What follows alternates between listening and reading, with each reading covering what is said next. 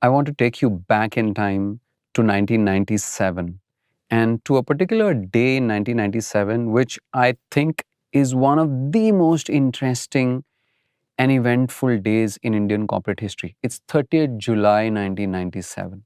Very specific. Yes, it's very specific. And I almost didn't believe the number of events that happened on this day till I actually went through and did all the research. That's the day Champaklal Choksi, who's one of the 4 co-founders of Asian Paints, and he's at this point the last of the 4 co-founders to be still alive.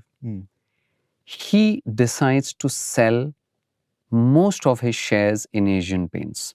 At this point, he owns about 9.5% of Asian Paints, and he decides to sell most of these shares.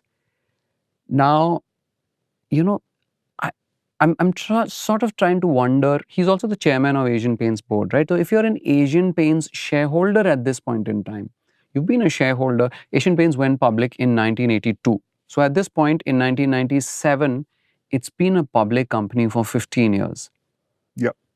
If you're a shareholder, the last communication that you read from Champaklal Choksi was just in March that year, when he, as the chairman of Asian Paints board, wrote his chairman's letter to you, in which he said, the opportunities ahead of us are galore. We continue to invest into the future. The dream was very much alive when Champaklal Choksi communicated to shareholders. But the dream ended. But the dream had ended on 30th July 1997. I mean, it's a 55-year-old dream. This is a company that he co-founded in 1942. It's the same year that his first son Girish was born. It's older than India itself. So there is a death of a dream for Champaklal Choksi. But if you're an Asian Paint shareholder, I mean, the dream is still very much alive. I cut back to that very same day, and Champaklal Choksi calls up his grandson Ankur. Now, Ankur is, I think, by my estimates, in his early 30s. He speaks to him over the phone. I think Ankur is in Pune. Champaklal Choksi tells Ankur. No, I think it's the other way around. I think Champaklal Choksi was in Pune and... Oh, is it the other way? Okay, that's right. Then I stand corrected. Champaklal Choksi calls up Ankur and tells him, Ankur, now you have to create the next Asian. The Asian being. So you see what's happening, right? There is the death of a dream for Champaklal Choksi because he's kind of selling his baby. And there is the passing of a dream or the passing of the baton that he's doing to his grandson Ankur by saying, you have to create the next Asian, right?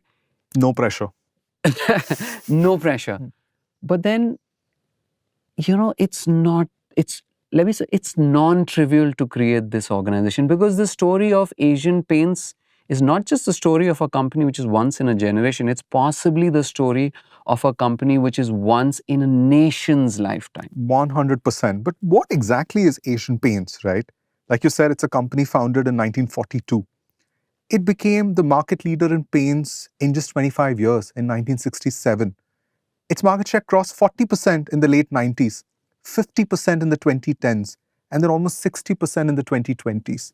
60% of a particular industry controlled by one company.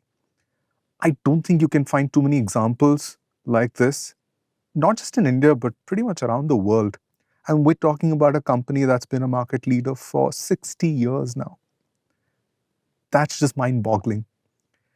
And like you said, the company went public in 1982, and it's been a stock market darling that has rewarded investors quite handsomely over the past 4 decades. Yeah, and this is also a company that pioneered. It's not just a stock market darling. The fact that it's a stock market darling is a function of the fact that it pioneers modern management techniques in India. It pioneers supply chain. It pioneers technology. It pioneers organizational culture. All as an organization which people often pejoratively at some point might refer to as a Lala company, because in some senses... The other 4-letter word. That's right? But it is not. It is this absolute beacon of modern management, right? And the other thing that it does is it operates in a category which is a commodity, paints. And over the decades, Asian Paints has single-handedly converted what is a commodity into an aspirational and emotional brand for many people. And it basically sort of, gave the playbook to companies in other sectors to do the same, turn a commodity into a brand. You take steel, cement, adhesives, you have brands in each of these product categories, and that's all thanks to Asian Paints. And to come back to Champaklal Choksi, when he was selling his stake in Asian Paints, and this is about 9.5%, and he sells about 9.1% of it, the approximate market value for that back then was about 128 crores. Now imagine an alternate universe where he doesn't sell those shares and holds on to those shares. Take a guess what those 128 crores from 1997 would be worth today. I can imagine that universe, and I can guess how much his stake would be worth today, because the company is worth 2.3 lakh crore, which means his stake would have been worth 20,000 crore rupees. What an alternate timeline, right? I mean 20,000 crores, a company which is worth 2.3 lakh crores. Which has had its origins in a garage where these four founders got their start by mixing paint by hand. Yeah. And of course, over the time, they become this gargantuan company with so much of profit and so much of market share. When that happens, typically like in any space, if somebody is too rich, too powerful, it tends to attract attention. And it did over the years from various competitors who look at this company and say, I would like to have a piece of that. I would like to have some of that market share. And Asian Paints has done fantastically at keeping most and all of those competitors at bay year after year, decade after decade. Till 2024. I know why you said 2024, because 2024 is when the most formidable yet of Asian Paints rivals arrives on the scene, and that's Birla Opus, a paint from the Aditya Birla Group. They launched with a 10,000 crore investment. And just a few years ago, in 2019, the JSW Group, which is one of the largest business groups in India, also entered the paint space with some hundreds of crores till they decide to up the ante in 2025 by acquiring a majority stake in AkzoNobel, which is a paints company. So now there's the Birla Opus from Aditya Birla, there's AkzoNobel from JSW, and if you think that these are the only two players, there's Berger Paints, which is a company which is actually older than Asian Paints itself. And over the years, over the decades actually, Berger Paints has gone through multiple owners till in the 1980s. It lands up being owned by the Dhingra brothers in Punjab. And since then, it's had an incredible rise. It goes up from being the 7th player in India Yep. to being the 2nd largest player in India. And an origin story that can only, that rivals Asian Paints actually on its own. It's possibly as interesting. Now, what's happened is all of these rivals, and these are just 3, there are others as well, right? They're replicating Asian Paints playbooks. They're going and offering discounts to its dealers. They're poaching its talent. They're essentially taking away everything that Asian Paints has worked so hard over the decades to build. And the result of that is very visible. Asian Paints revenue is down 4.5%. This is a company that's known for just hitting it out of the park over decades. Its profits are down 33%. Its market share from a peak of 59% is down to 52%. Its stock is down 20% over the last 2 years, which is all the more galling when you look at during the same period, the Nifty is up 15%. It's absolutely astonishing that this would happen to a company like Asian Paints. And it's a different organization. It's a completely different company right now. It's been, 30 years since Champaklal Choksi, the first among equals of the 4 founders, died. And the founder-led culture of the company sort of gave way to a CEO-led culture. And it's been 20 years since they got their first CEO, which was in 2009. And it's a new Asian Paints, but it also has new rivals. Can it fend them off? To answer that question, we actually have to go back in time to understand Asian Paints' history and what allowed it to become Asian Paints in the first place.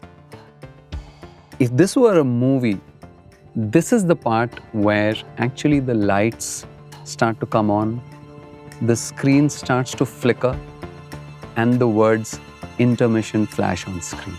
Welcome to Intermission, a brand new business podcast from the Ken. I'm Rohin Dharmakumar, nervous and excited to be one of your hosts. I'm also the co-founder of the Ken. And I'm Sitaraman Ganesan, and I'm the Ken's deputy editor and the second host of the show. And I'm an absolute sucker for great stories. Intermission is a podcast about the making of India's greatest companies and what comes next. What do I mean by the making of companies? Well, how these companies came to be, the people and places that made them, their culture, how they fight, how they survived, and how they won. And more importantly, how they're poised.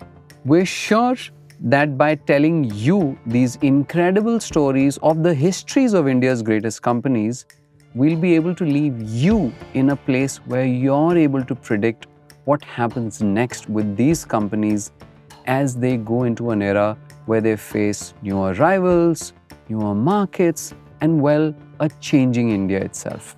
To create this episode of Intermission, we've spent the last few months speaking to dozens of people, employees of Asian Paints, ex-employees of Asian Paints, rival executives, analysts, dealers, painters, and customers, so that you have a better sense of this company.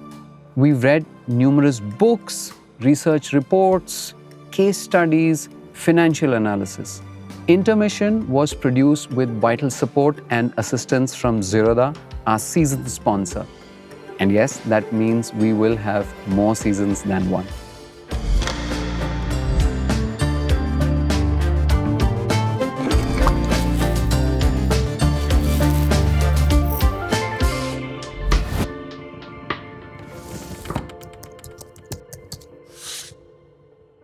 To tell the story of Asian Paints history, now you must be wondering, this is a company which is older than India. We must start somewhere. Yeah. And yes, we do want to start somewhere. So we're going to take you back in time, and I want to take you back in time as well to 1662. 1662, because that's the year when Britain's King Charles II marries Portugal's Catherine Braganza, if I'm not mistaken, and he gets a very interesting dowry. Yeah. The dowry is called Bombay. I have another fact for you. This was actually part of what was then the largest dowry ever. Wow, Bombay I was did one not part know of that. it. Okay. They got trading rights to Brazil and the East Indies and Tangier in North Africa. But I think we're getting ahead of ourselves, We have to go even earlier to tell the story of Bombay. And like you said, to understand Asian Paints, you need to understand Bombay. But I'll put something else in the middle. To understand Asian Paints, you need to understand Gujaratis. And to understand Gujaratis, you need to understand Bombay. And that's where I've lived for 18 years. And there are neighborhoods in Bombay where you'll hear way more Gujarati than Marathi or Hindi. So my wife was walking in this neighborhood called Mulund, and she was so used to hearing Gujarati that when she heard Marathi, she just turned around, right? And so much of Bombay is influenced by Gujaratis. Gujaratis, I'm assuming you're stressing the fact Gujaratis because all four of the co-founders of Asian Paints Yep. were also Gujaratis. Yep. And which is why this company couldn't have been founded by anyone else in any other city. Oh, that's a tall order. Okay. Prove it. Bombay, Gujaratis, entrepreneurship in India, none of the three would be what it is without the other two. All right. So are we in 1662? No, we're not. Earlier. Where are we? We're not. Did you know that Bombay or the islands of Bombay were part of trading routes with Persia and Egypt as far as 1,000 years ago? Vaguely, not exactly. Yeah, it started then, and then we get to the 13th century when this King Raj Bhimdev actually comes from Gujarat because he's forced to leave Gujarat, and he comes to Bombay with what I would call the first immigrants to Bombay. Until then, the islands were populated by the Koli community. Which is the fisher Yes. community. Right? They were the only ones. in these islands, right? And then came this king with some people with him, right? And he brought in, the Kunbis, who are farmers, and then he brought in this community called the Pathare Prabhus, who are accountants and merchants, right? So, because the story of Bombay is also a story of migration, right? And this is how far back you have to go to understand the kind of migration that Bombay has seen and how that's influenced the city, right? Not long after that, you have the Sultan of Gujarat annexing these 7 islands of Bombay, right? So it's an absolutely fascinating story, right? It doesn't So stop there. Gujarat and Bombay Yeah, have had a long association and I think flow between them. Because if I'm not mistaken, in 1662 is when King Charles II gets these 7 islands, which are then called Bombay, which eventually becomes Bombay, and then Bombay was actually one even of the before islands. that. One of the islands. Hmm. So it was called Bombahia, which means good bay Good or Bay. Bombay, That's right. And then you have 6 other islands, right? Got it. So he gets this in 1662, but if I'm not mistaken, just a year. There is another city which is actually equally interesting. Do you know which is the other city which is drawing commerce and is where the seat of business is in that part of India at that point in time? Surat. It's Surat. Absolutely right. And Surat will play a huge role in shaping Bombay and Asian paints, right? The East India Company comes to Surat. That's their first port. When they come to India, this is in the early 17th century, right? And then they set up a factory by getting permission from Jahangir in Surat. And then they get the communities there, the Zoroastrians or Parsis as we know them, right? They had left Persia centuries earlier and come to Gujarat. They were not merchants. They were farmers, right? But then they became agents and interpreters for the East India Company. And then they got around to building ships as well for them, because that was very important to to keep the trade machine with China well oiled. And a lot of other communities also started building ships. I actually thought something very interesting happened with Surat around that point, because just a few years earlier, before Bombay was gifted to King Charles II as dowry, in many ways, if you really look at it, the rival city to Bombay's future rise would be Surat, because Surat is this magnet of business and trade. And what happens is a very famous Maharashtrian king, King Shivaji, he decides to attack Surat. And it's because of that the East India Company moves its headquarters from Surat to That's right. So Bombay. King Shivaji would attack Surat twice, if I'm not mistaken. Once just a few years before Bombay is handed over as dowry, and then once again in 1970. And that also sets off over the next, not just decades, but hundreds of years, a wave of migration from Gujarat, from cities in Gujarat, of course, and specifically Surat, to Bombay. Yeah. And a bunch of different kinds of merchants. You have Hindu merchants, Jain merchants, Parsi merchants, and a whole bunch of Muslim communities. The Boras, the Khojas, the Maimans, they all follow the East India Company to Bombay. And what's really fascinating about the evolution of commerce and industry in Bombay is that, like I said, they began building ships for the East India Company, and they get into the opium trade, which was obviously dominated by Parsi merchants, the Jiji Bhais, the Kamas, the Vadias. But You said obviously, I don't think it's obvious. I don't think a lot of people know that part of history very well. Yeah, I mean, and this is the JJ that you find everywhere in South Bombay, JJ School of Art, JJ Flyover, right? That Jamshedji Jiji Bhai, right? Who was the Opium funded a bunch of it. Yeah, he was the most influential, opium trader. A lot of other communities as well, sort of partook of that. And then a lot of English agencies started getting into shipbuilding and the opium trade, and they squeezed out all these Indian merchants. So they had to find something else, right? And they had to keep their businesses going, and they had to look for opportunities elsewhere. And that's when the Civil War happens in America in the early 1860s, right?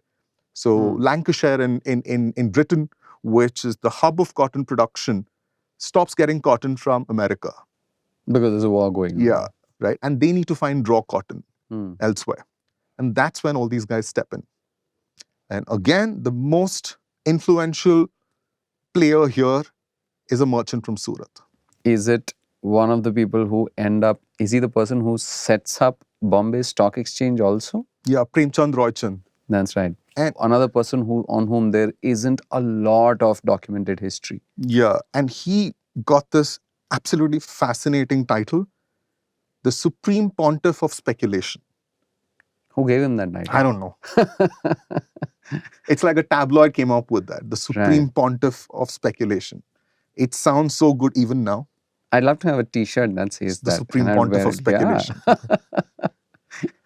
You know who else comes drawn to Bombay in the 1800s? Drawn to Bombay because of the potential to make money from the cotton trade, etc. It's a person called Hiralal Choksi, who is Champaklal Choksi's father. And he was a cotton trader. He was a cotton trader as well. Yeah. Right. So the reason now he comes here to Bombay, he's a cotton trader. And of course, in 1915 is Champaklal Choksi. That's when he's born. So Bombay exists at this point in time. It is this fascinating, beautiful city. It's the heady stuff of business enterprise where there is lots of Gujarati businessmen, entrepreneurs, cotton merchants, traders, etc. And a lot of migrant workers from other parts of the country, who had to work in these factories, right? I read somewhere that the population of Bombay around the turn of the 20th century was 1 million, right? And only a quarter of those people were born in Bombay. That tells you how much you need to know about the city of immigrants and the city of commerce, obviously. So this is the Bombay in which Asian Paints would be born. This is the Bombay in which Champaklal Choksi is born. Now he's born, his dad is a cotton trader. He grows up to be this fairly headstrong, and I think this is a great point to mention that a lot of our research actually comes from this wonderful book, was written by Anupam Gupta. Rather the only book. That's right. We will definitely link to it in the show notes. And it's a fascinating history of this company because he's managed to speak to many of the people, the founders, founding families, etc. And so many of the facts that we're drawing in today's conversation actually come from Anupam Gupta's book. So you should absolutely buy that book if you like Asian Paints as a company. But to go back to Champaklal Choksi. Now Champaklal Choksi is born, he goes to school in Bombay, he grows up to this very headstrong kid.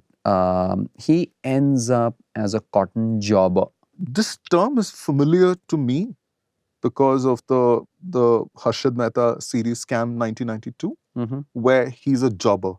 He starts out as a jobber on Dalal Street.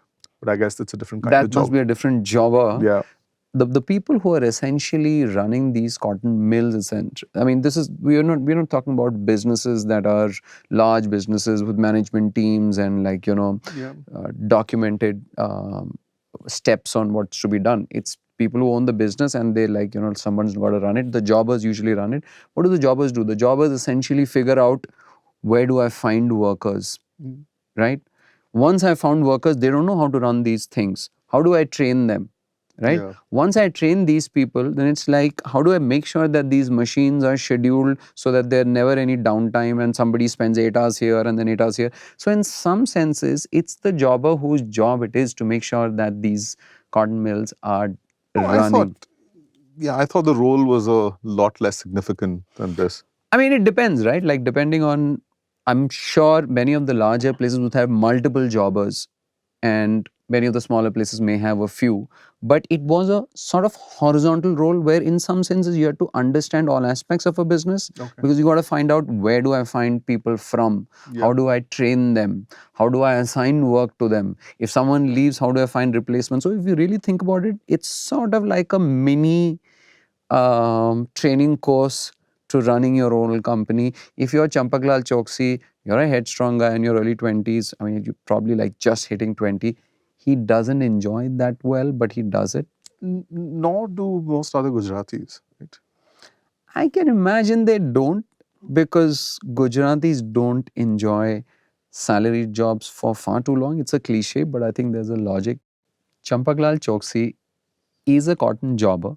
He works as a cotton jobber for a year or two, but he doesn't really enjoy it. And Because I guess he wants to go out on his own. I think it's a little early for that. I mean, he's what, 2021. I mean, when we were, do you remember? I mean, let's go back to 1997 when I was 21. I had no clue what I want to do with my life. So But it's neither of unfair. us is Gujarati. Why? Why do you say that? Why would it be different if we were Gujarati? They do say dhanda dharma. Right? Translate that. Business or making money is religion. That's actually absolutely right.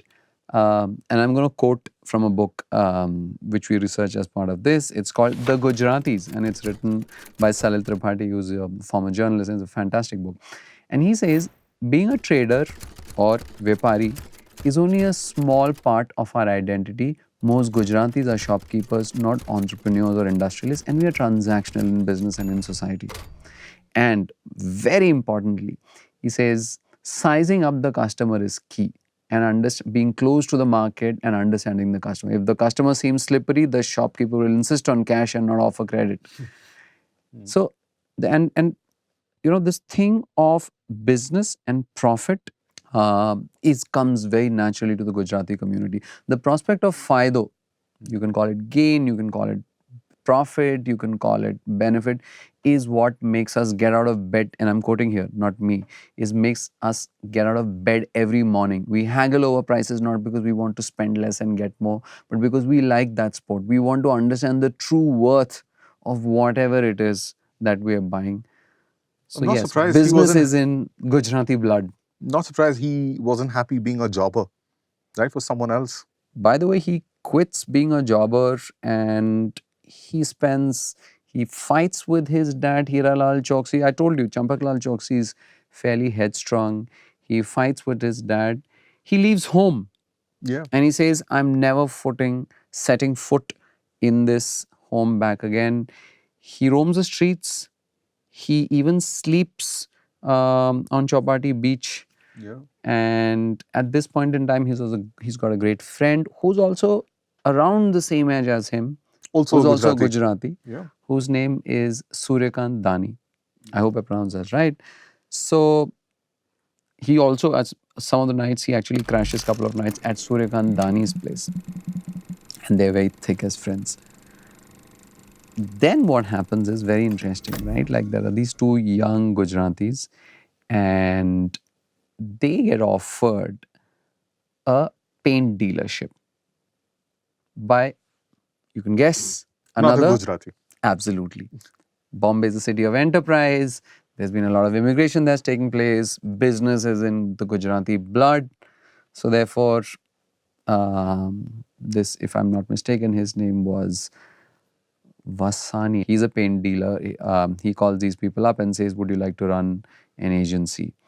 And at first, Champaklal Choksi refuses, but then like through some other friends, and eventually comes around. And the two of these, Champaklal Choksi and Suryakant Dani, decide to take up a paint dealership. Yeah. And this is Bombay. This is the mid 1930s. We've skipped from the heady days of Bombay and its cotton boom, which sort of like petered out. Do you know when that cotton boom ended? We were talking about 1800s, and we were talking about that. And I think after the Civil War ended, prices crashed. Right? So it was roughly this, like 10-year period when the American Civil War was taking place, where suddenly you couldn't get cotton from there. Yeah. And therefore India saw this boom. And once the American Civil War got over, the India's cotton boom sort of like, petered out. But by that time, of course, Bombay was well on its way to become much more than just a city founded on cotton. If you were in Bombay right then, in Parel, Worli, Mahalakshmi, right, you couldn't miss a textile mill. You wouldn't be able to walk 500 meters without coming across a textile mill, right? So much so that, that whole central Bombay area was called Girangaon. which means village of Is, mills. is, is that what's called Girgaon? That's now? different. Oh. Girgaon is a neighborhood of which is near Chowpatty. I'm This really was- bad at Bombay geography. That's okay. That's okay. But it's not very hard to figure out. It's not a circular city. Yes, so I get it. Everyone tells me there is one line and the city Three is lines. bisected. It's on this side and that side, but yet it's been decades and I've probably never invested the time to figure it out. It's absolutely fascinating. I came across this sidebar. I came across this really fascinating term in the context of the language spoken in Bombay. It's called hug me. Okay. Wait, okay. I think I've seen this. I know what G is. Okay, G is Gujarati, M is Marathi, H must be Hindi, E will be English, and therefore that leaves U. U must be Urdu. So Yeah. is it Hindi, Urdu. Urdu, Gujarati, Marathi, and English? It was Salman Rushdie coined it in a novel called The Ground Beneath Her Feet, right? To describe the language spoken in Bombay, how you sort of very easily move from one language to another in the same sentence. I once overheard a woman telling another woman, "Mera Mr. hai na, wo tapak gaya." Right? And I just couldn't stop laughing. Right? She was talking about her husband passing away, and she said, "Mera Mr. tapak gaya." But I'm assuming that in the cultural context of Bombay, these are very words that are Yeah. used very normally. Yeah. So, like someone else saying that my husband passed away, she's saying Mera Mr. Tapak gaya. Yeah. Right? Yeah. And oh. So that's hug me. Yeah. I've learned that today. So Gujaratis are great at business. Great Gujaratis are great at three things. It's called bhantar, ghadtar, and gantar. It means they're great at learning, at character, and at counting. So the thing of Gujaratis being great with numbers, that's only one part of it. The other is learning and character, right? And the last point, and this is important about Gujaratis, is that they're very community driven. Yeah. They value family. Yeah. Have you come across that as well? Yeah. Have you heard of Jodi Flats? Okay, I cannot figure out, is that the name of a person or is the name Exactly of my thought. apartments? And you'll see this only in Bombay. You'll see hoardings advertising, say, a new residential building, and it'll say Jodi Flats available. I kept thinking, what is this? Is this supposed to be a French designer? Is this supposed to be Jodi? What the hell is this, right? I thought of everything but what it's supposed to mean, which is Jodi. Oh, Jodi, as in a pair. Yeah. A pair. Yeah. Oh. So because apartments there are very small, you get to buy two apartments next to each other, and they'll build it that way without walls in between. And I asked a developer once, how many people? A lot of people buy these flats. So it's basically, say, father, mother, and two sons who are married or going to be married. They all want to live together. So they buy two 3 BHKs or 4 BHKs together, and they all live together. It's very hum saath saath hai. And this happens in my building also. I can think of at least 3 families where it's the parents and 2 brothers, either living in the same house or on different floors.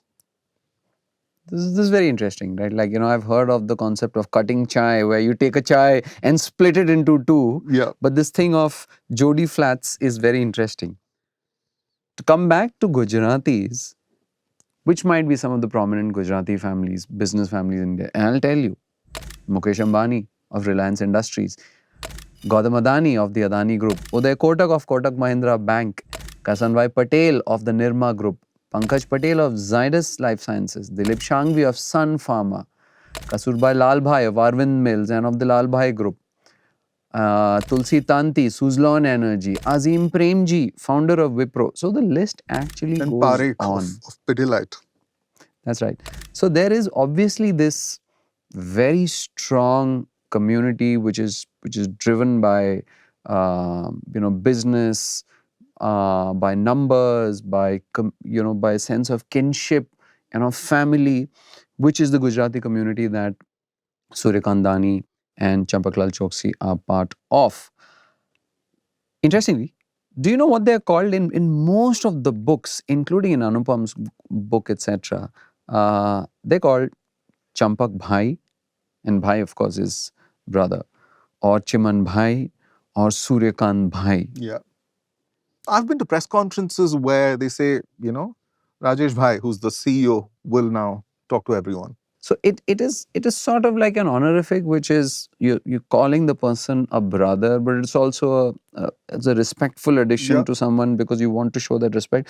The most interesting thing for me is at some point, some people graduate from being a bhai to a Seth, right? So Champaklal Bhai or Champak Bhai will become Champak Seth. Yeah. Now Seth means, let's say, like a rich businessman. Yeah. Like, I mean, that would be the closest approximation, right?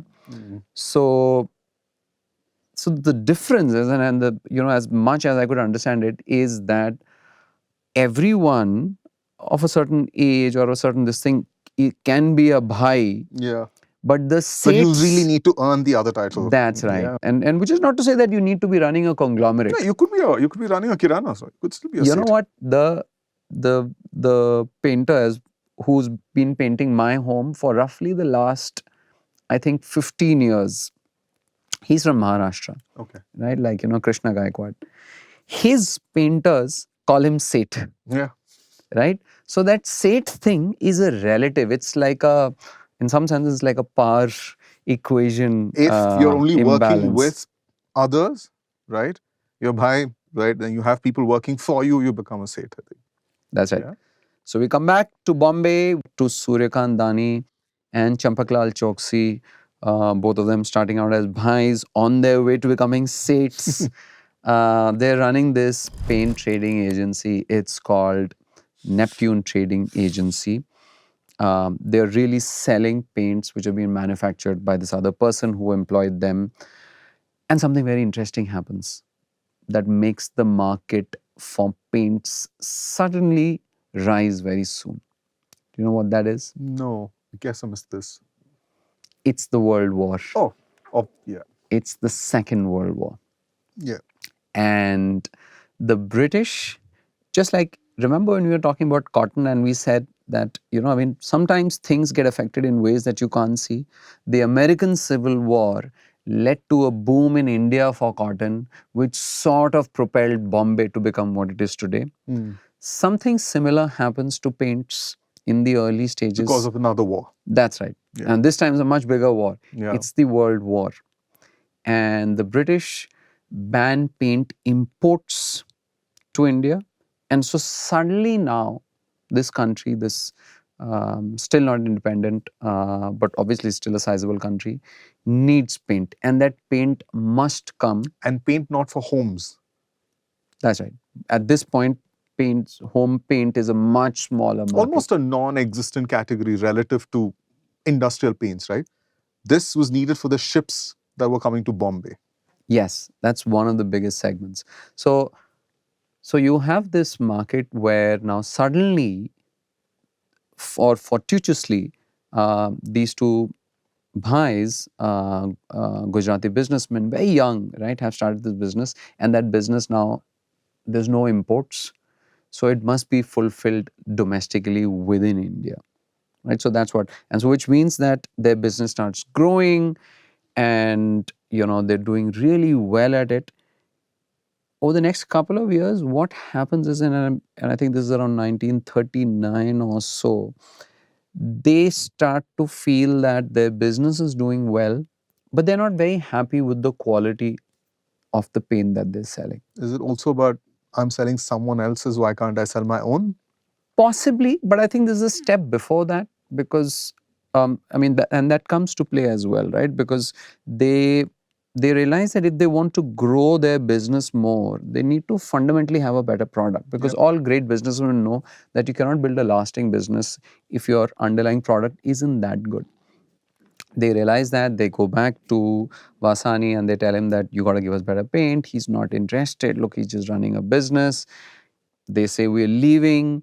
He tries to offer them a share of equity in order to get them to stay back. They say, no, we are done. they go and say, look, we got to start a new business on our own. But they need money for that. Right. Right? So they're stuck now. And so in order to bring in money, they end up bringing in two new partners into the business as well. Right? And those become the four founders of what would become Asian The Paints. Fab Four of Asian Paints. The Fab Four of Asian Paints. Right. In this case, it happens to be two other similarly young, slightly maybe a couple of years older gentlemen. One of them is called Chimanlal Chokshi, again a Gujarati, and the other one is called Arvind Vakil. Now, Arvind Vakil is also the brother-in-law of Suryakant Dani. Right. So as you can see, And there's no connection. the lines. There's no connection between the two Choksis. No, there isn't, and it's interesting because the only differences are you cannot make them out in speech, you can only make them out in the written form, because Champaklal Choksey is Choksey and Chimanlal Choksey is Choksi, right? So there is no one is ends with an I, right? That's the only difference. But and so if you're listening to this, you will not make out the difference in this, right? So now there are four of them, and the business does even well, right? Like, I mean, there's World War, there's paint bans, they're mixing paint by hand because they don't have a factory yet. You have to understand that they're buying different types of it's a garage, paints. right? It's a garage. The classic. The pre-tech garage. We talk so much about how important Google was born out of a garage, but Asian Paints was also literally born out of a garage, where these four friends and the workers that they've hired are essentially mixing colors by hand. They're mixing paints, they're mixing pigments, etc. One of the most popular paints that they sell back then is red lead paint. Red is, therefore, it has a very strong association with Asian Paints because that's what they're selling. The other paint that they're selling it's called Battleship Grey.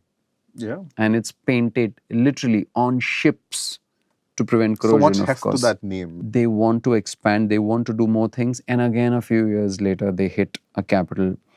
They need more money. Do you know how they came up with the name? I'm sure this story is apocryphal, but for what it's worth, apparently, I guess it was Dani who looked up the phone book and apparently chose a name at random, and they named it Asian Oil and Paint Company. That's right. I've come across this too. But tell me something, why is that so bad? In the larger scheme of things, turned out quite all right? Yeah, like, what if it came out of a dictionary? No, I'm saying the fact that the story that he actually did this, I'm not sure how true that is. I mean, it just adds to the legend of Asian Paints, right? That the company was set up on November 9th, 1942. Right? That's right. Very interesting times. We've been talking about how the story of Asian Paints and the story of India have been sort of running, alongside each other. And this is actually all pre-India, because we are still talking 1942. India is still not independent. It's not a nation yet. Yeah, and just 3 months earlier, 3 months before the founding of Asian Paints, is when the Quit India movement is launched, a few kilometers away from that garage, at a session of the All India Congress. What interesting times do we have alive in, right? Imagine if you're back in 1942 and all of this is going on in Bombay. If only you knew how this would pan out. I don't know if they knew how close independence was, but I guess everyone knew that it was only a matter of time before it happened, right? So, and the Quit India movement obviously sort of furthered that along, and fascinating time, Around the same time, slightly maybe about a year or so earlier, they again ran out of money and they had to bring in a fifth partner. His name was Jamlalas Vora, and he came in and he brought in money, and it must have been a significant amount of money because at one point he and his wife and son together, they held 36% of Asian Paints. So which means the other 64% was divided between the original four founders. That's right, right? So it must have been a significant amount of money. And as luck would have it, apparently Jamnadas Vora's family fell upon hard times. So he ended up selling his stake back to the four founders, and they ended up becoming equal shareholders in the business. Was it a few years, right? That's around right. 1948, 49. That's yeah. right. So the thing is, imagine again, like, I mean, with Asian Paints, is always a sense of if only you knew what would happen to this company over the next 40, 50, 60 years. But I think, I mean, that's a great thing about business histories, right? There's always interesting stories that are sort of buried there, which you only realize that really at one point in time, one person held 36% of Asian Paints, Yeah. and then he had to sell it back to the founders because he was on hard days. And remember this point, I'll come back to this again, this thing of selling back to the founders, because this makes a very significant entry later on in the story. This would happen again, Yeah. as they say, selling back to the founders. But that's where we are. So Asian Paints is born in 1942. 4 founders, 5 founders, back to 4 founders. That's it. Since this is the very first episode of Intermission, I hope our listeners will indulge us in a little bit of backstory about how Intermission itself came about. And for that, I need to go back as well, but not so much. Not to the 16th century. Right, yes, I wish I could go back, right? But for now, I just want to go back to 2024, and I think it was August. I had gone down to the offices of Zerodha in JP Nagar, Bangalore. I had met Nitin Kamath. I think it was that far back. 24? Yeah, yeah. I met Nitin Kamath, its co-founder and CEO. Now, Zerodha, through one of its companies, Rainmatter, is an investor in the Ken's parent company. And now Nitin has been giving me feedback about our podcast for a while. Right? He listened to a bunch of podcasts as well. For instance, he would tell me, I listen to my podcast at 1.5 to 1.75x. Why doesn't the Ken's app allow us to do that? And we didn't have that feature. Yeah. We do have that now, right? And then he told me that why can't all of the Ken's articles be in audio form so that I can just listen to them? We've still not done that as well. And then, of course, he said that I interrupt guests on podcasts far too often. Oh, you do? I still do. Right? And then we got around to talking about podcasts and some of the podcasts that we're doing. And I think we got around talking why there weren't more ambitious and longer and more deeper and immersive podcasts, which essentially tell the stories of not just what's happening right now, in terms of trends or companies, etc., but really long arc stories on some of India's best companies, right? Like, Yeah. with stories that stretch back decades, for which Or even you'd- centuries, or right? centuries, right? Yeah. For which you'd need to spend an incredible amount of time researching, talking to people, understanding, etc. I mean, I'll be honest, at that point in time, I honestly didn't think that we had the bandwidth. We are a lean organization at the Ken. And so I sort of put it on my mental back burner. You know that, right? Like when something interesting happens and you're like, it's interesting, but we're not really sure. So I put it on my mental back burner and I sort of moved on from it. Till, I think it was May the next year, May 2025. Yeah, May or June, right? It was May. Yeah. May, that's right. I think it was June because that date got postponed. When I met Nitin again at one of the events hosted by the Ken, a subscriber event which was called The Next 10 Years for Finance, Wealth and Investing. And Nitin was one of the guest speakers there. And after the event, on the sidelines when we were talking, I think we got around again to speaking about the podcast, and Nitin said so. And so then again, for me, it was a signal that oh, it's been on my back burner for a while. I haven't done something about it. And that was the second time. And then a few So you hadn't months... thought about it between these two Well, conversations? let's just say I had thought about it in my back burner. So no. Right? Yeah. And then May, I spoke with Nitin about it again. Then a couple of months later, I went back to his office and I had a much longer discussion about. By then, I had started thinking more in my defense. And therefore, I think it was in August of last year, August 2025, when I finally got around to kind of being convinced. Do you remember? I'd actually called you up. No, we back actually then. met. We discussed this in Bangalore when I was here for a week. We said, let's go up to the terrace. We were just talking about some other thing. I don't know what it was. And then you said, should we do this? Are you on? I said, yeah, okay. I had no You idea. had no idea what you were in for. I said, okay, because we do discuss a lot of such things that they can, right? Because we're a lean team, we do discuss a lot of things, but they take a bit of time to come together. So I said, yeah, let's do it, right? And that evening, I left for Bombay, and I go back, and I think around 9:30, 10, you told a bunch of our colleagues on Slack, Sita and I are doing this. What? We are? Okay. See, that's the thing, right?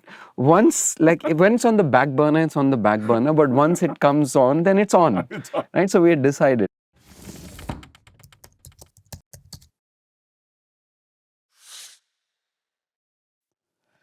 Here we are.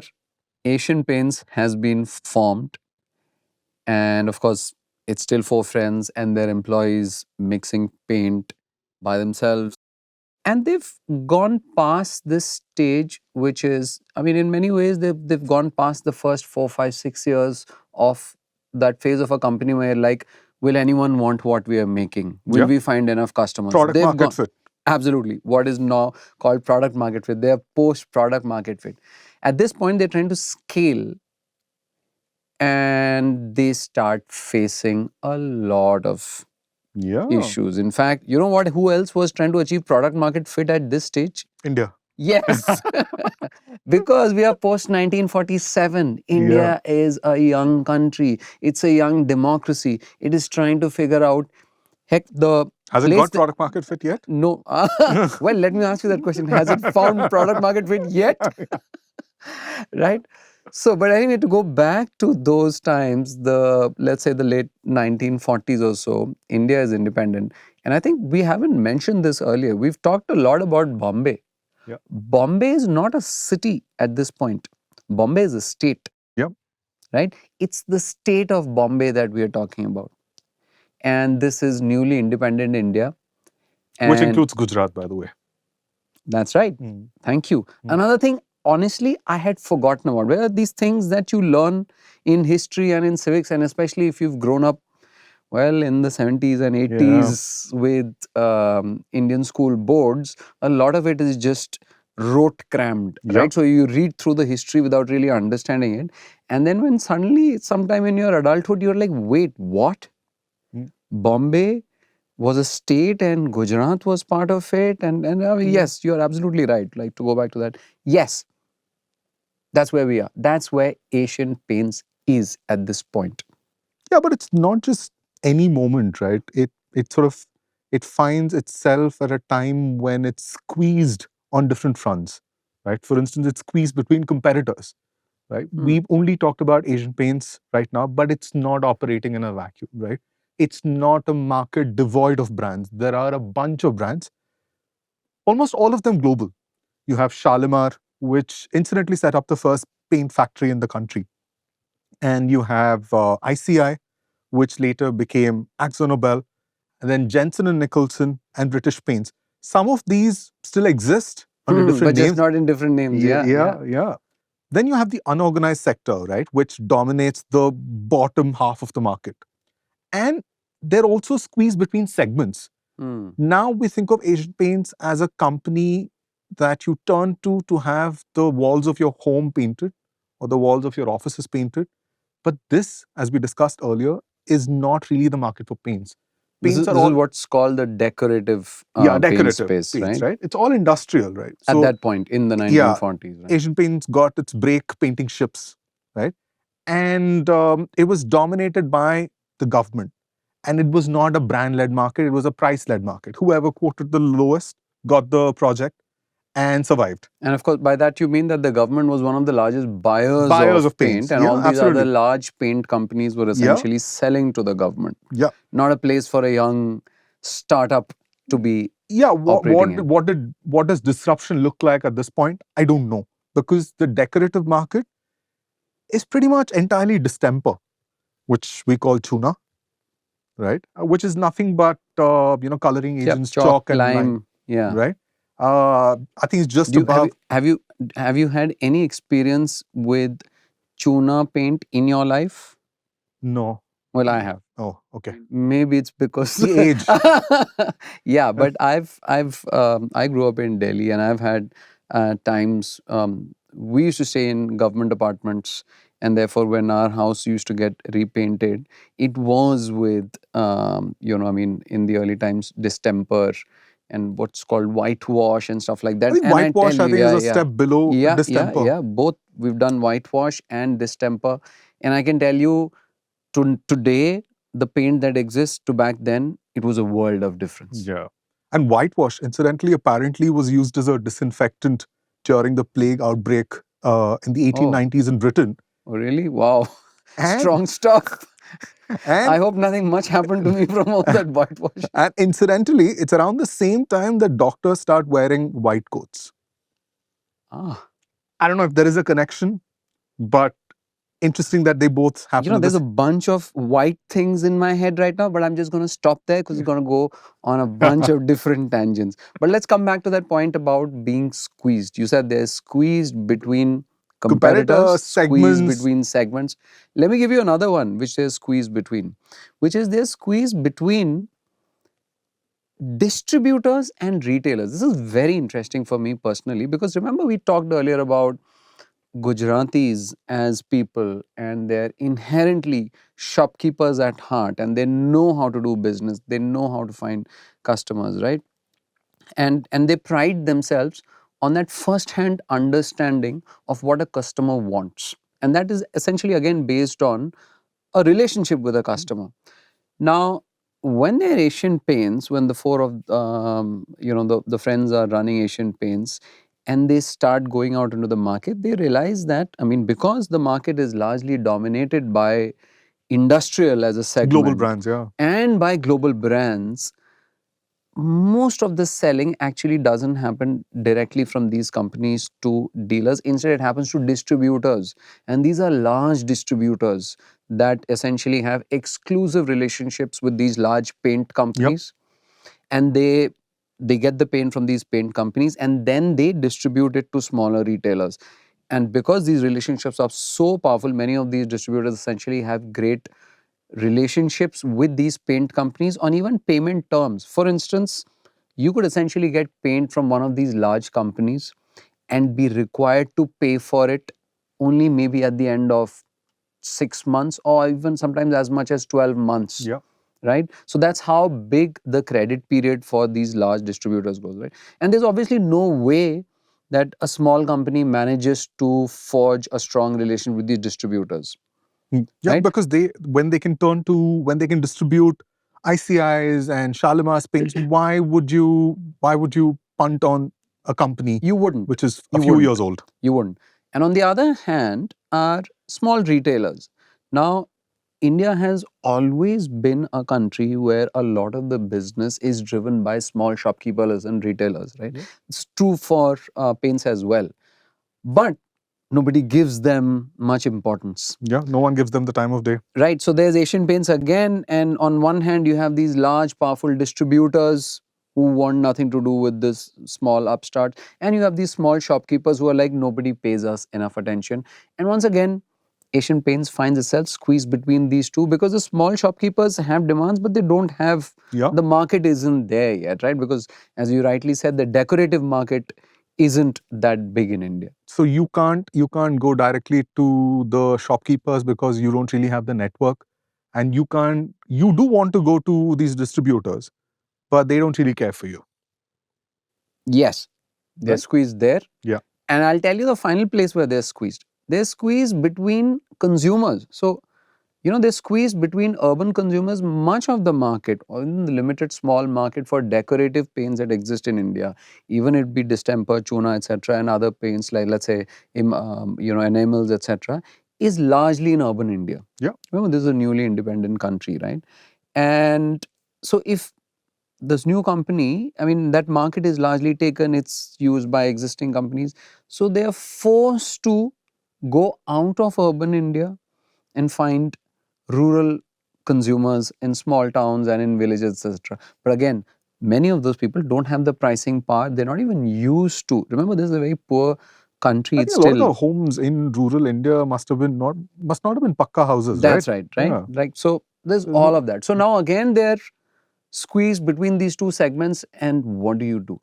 If you see this period, right, I see it as Asian Paints is sort of like at this, I mean, yeah, we could call it, I'm a huge fan of analogies. Is it squeezed? Is it at crossroads?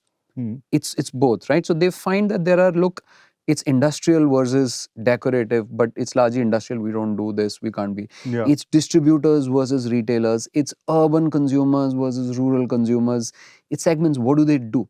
It feels almost at this point that the system is conspiring against them. Yeah, I mean, if it didn't have these constraints, would it have become what it is today? Absolutely no. Yeah. I am a huge believer in the fact that the best businesses are forged out of very tight constraints. But at this point, if you think about it, if you zoom out, and of course, we can do this with the benefit of hindsight because we are sitting in 2026 and we are able to second guess what actually happened during this time. But if I could transport myself back in time and sort of like in a God mode, observe what's going on, really, who all are squeezed and unhappy? Asian Paints is unhappy. Yeah. Because it's like a company bursting with energy which wants to do so much more, but it cannot. Small shopkeepers are frustrated because they want to do more. They want to be able to sell paints. Right? Consumers, Indian, well, it's probably too early to call not even consumers, but citizens at some point. I mean, but I would say, I mean, the ones in urban India who actually wanted to paint their homes, they already had a bunch of options, Rohan. And we've already established that the urban consumer is not what we're talking about. We're talking about the rural. Remember, this is a large country. And that, if you, there is a saying, right? Like, I mean, an enemy of my enemy is my friend sort of thing. Yeah. So that's what sort of happens over time. Asian Paints finds itself with its back to the wall, and it's almost seeming like the system is against them. Yeah. And they decide, you know what, we got to change the system itself. Okay, remember, and this is something that I cannot stop myself from going back to again and again. The four partners are Gujaratis. So they've got their backs to the wall and they've got the system against them. So obviously they got to go where the opportunities are available. Yeah. It's not in urban India. It's not in the industrial paint space. It's not through distributors. It's not through distributors. So you, one by one, if you view them as doors, these doors have been shut off. So they say, and especially at this stage, I think the most outspoken of these, at least in our research, is Champaklal Choksi, right? He says, leave this. I'm going to go and find a market where nobody else is. I'm going to go to rural India and I'm going to sell to rural consumers and I'm going to sell to them through small shopkeepers. If the system is against me, I will build a new system that will work for me. I'm not like, there's this thing of if you're playing a game and you find that the game is completely rigged against you, Champaklal Choksi and Asian Paints says, you know what, we're just not playing this game. We're going to devise a new game for ourselves. And they start doing that. And they devise a new system. And that new system essentially has 4 pillars on which it stands. Yeah, absolutely right. And the first one is retail. Yeah, I mean, it's all about understanding the needs and aspirations of these rural consumers, right? They don't have a lot of money. They can't, I mean, maybe their homes are not worth painting because they're not pakka. You don't need to paint these homes, right? But it's not like they don't need paint at all. So he observed this, there are festivals where bulls' horns are painted. Oh, this is that hoary chestnut of a story which you read in every single Asian Paints. Tell us because it's still fascinating. What is the festival called? I forget. In Maharashtra, right? And I know it happens in Tamil Nadu during harvest festival, Pongal also. Pretty much the same concept, right? So the horns are painted in a bright yellow or orange or red, right? And you don't need a lot of paint for that. How much do you need? You can't expect me to buy like 25 liters of paint for that. So Asian Paints launches 50 to 100 ml cans. That's, I don't know how much 50 ml, that's like a cough syrup bottle. Yeah. Oh, I mean, how much cough syrup have you had in your life? So, 50 to 100 ml and you mix it with water, right? It's really, really tiny. And there's a quote in one of these books that we read which said that, there's someone saying, Champak Bhai used to say that, Garib apni daili zarur rang karega, pura ghar chahe na kare. You can Oh, try. I like your Hindi. It's come a long way. Let me allow me to translate that for you. A poor person will definitely color their threshold well, even if they cannot, or definitely paint their threshold well, even if they cannot paint their entire home well enough. Yeah. And I think the context to that goes back to those days around um, people are poor and it's a festival which comes once a year. They want their home to look special, so they buy these small containers of paints and they paint Yeah. the thresholds to their home. And also, I mean, it reflects in the brands that they launch, right? The first one is called Tractor Distemper, right? Would this resonate with anyone in Bombay? Certainly not, right? So, and then they move from Tractor Distemper. Well, you're saying they won't launch it today? So even then, Tractor Right. Distemper in Bombay, Right. what kind of resonance would it have? It's definitely a Yeah. rural kind Yeah. of, right? They move from Tractor Distemper, which is slightly better than the standard issue distemper. From there, they move to Tractor Emulsion, right? And that's where they get their head start in rural India. And you know, one of the executives, many executives that we spoke to who spent a couple of decades in the company said, everyone thinks that there was this great strategy. Asian Paints thought of all of these things, right? But there were a lot of things they couldn't do, so they had to go somewhere else. Like you said, if this game was rigged, they had to. It's not like it was forced upon them. It's not like they wanted to. I'm sure when they founded Asian Paints, I don't know if they actually thought that the rural market was a great market that is Yeah, it was what was available, Yeah. right? Like all constraints, they went there because that was what was possible. And they were in. I mean, you have to remember that they were in Bombay, right? I mean, all the other paint companies, they may have been headquartered in Calcutta, but they all must have had a very strong presence in Bombay, right? So you can see your competitors, competing in this market. Why would you think of something that you can't even visualize, right? So they were forced into this, and that turned out to be a blessing in disguise for them. Yep, that's pillar one of their system. Pillar two, now if you have to, as a company, go to rural India and sell to rural Indians, you can't be doing that through distributors, right?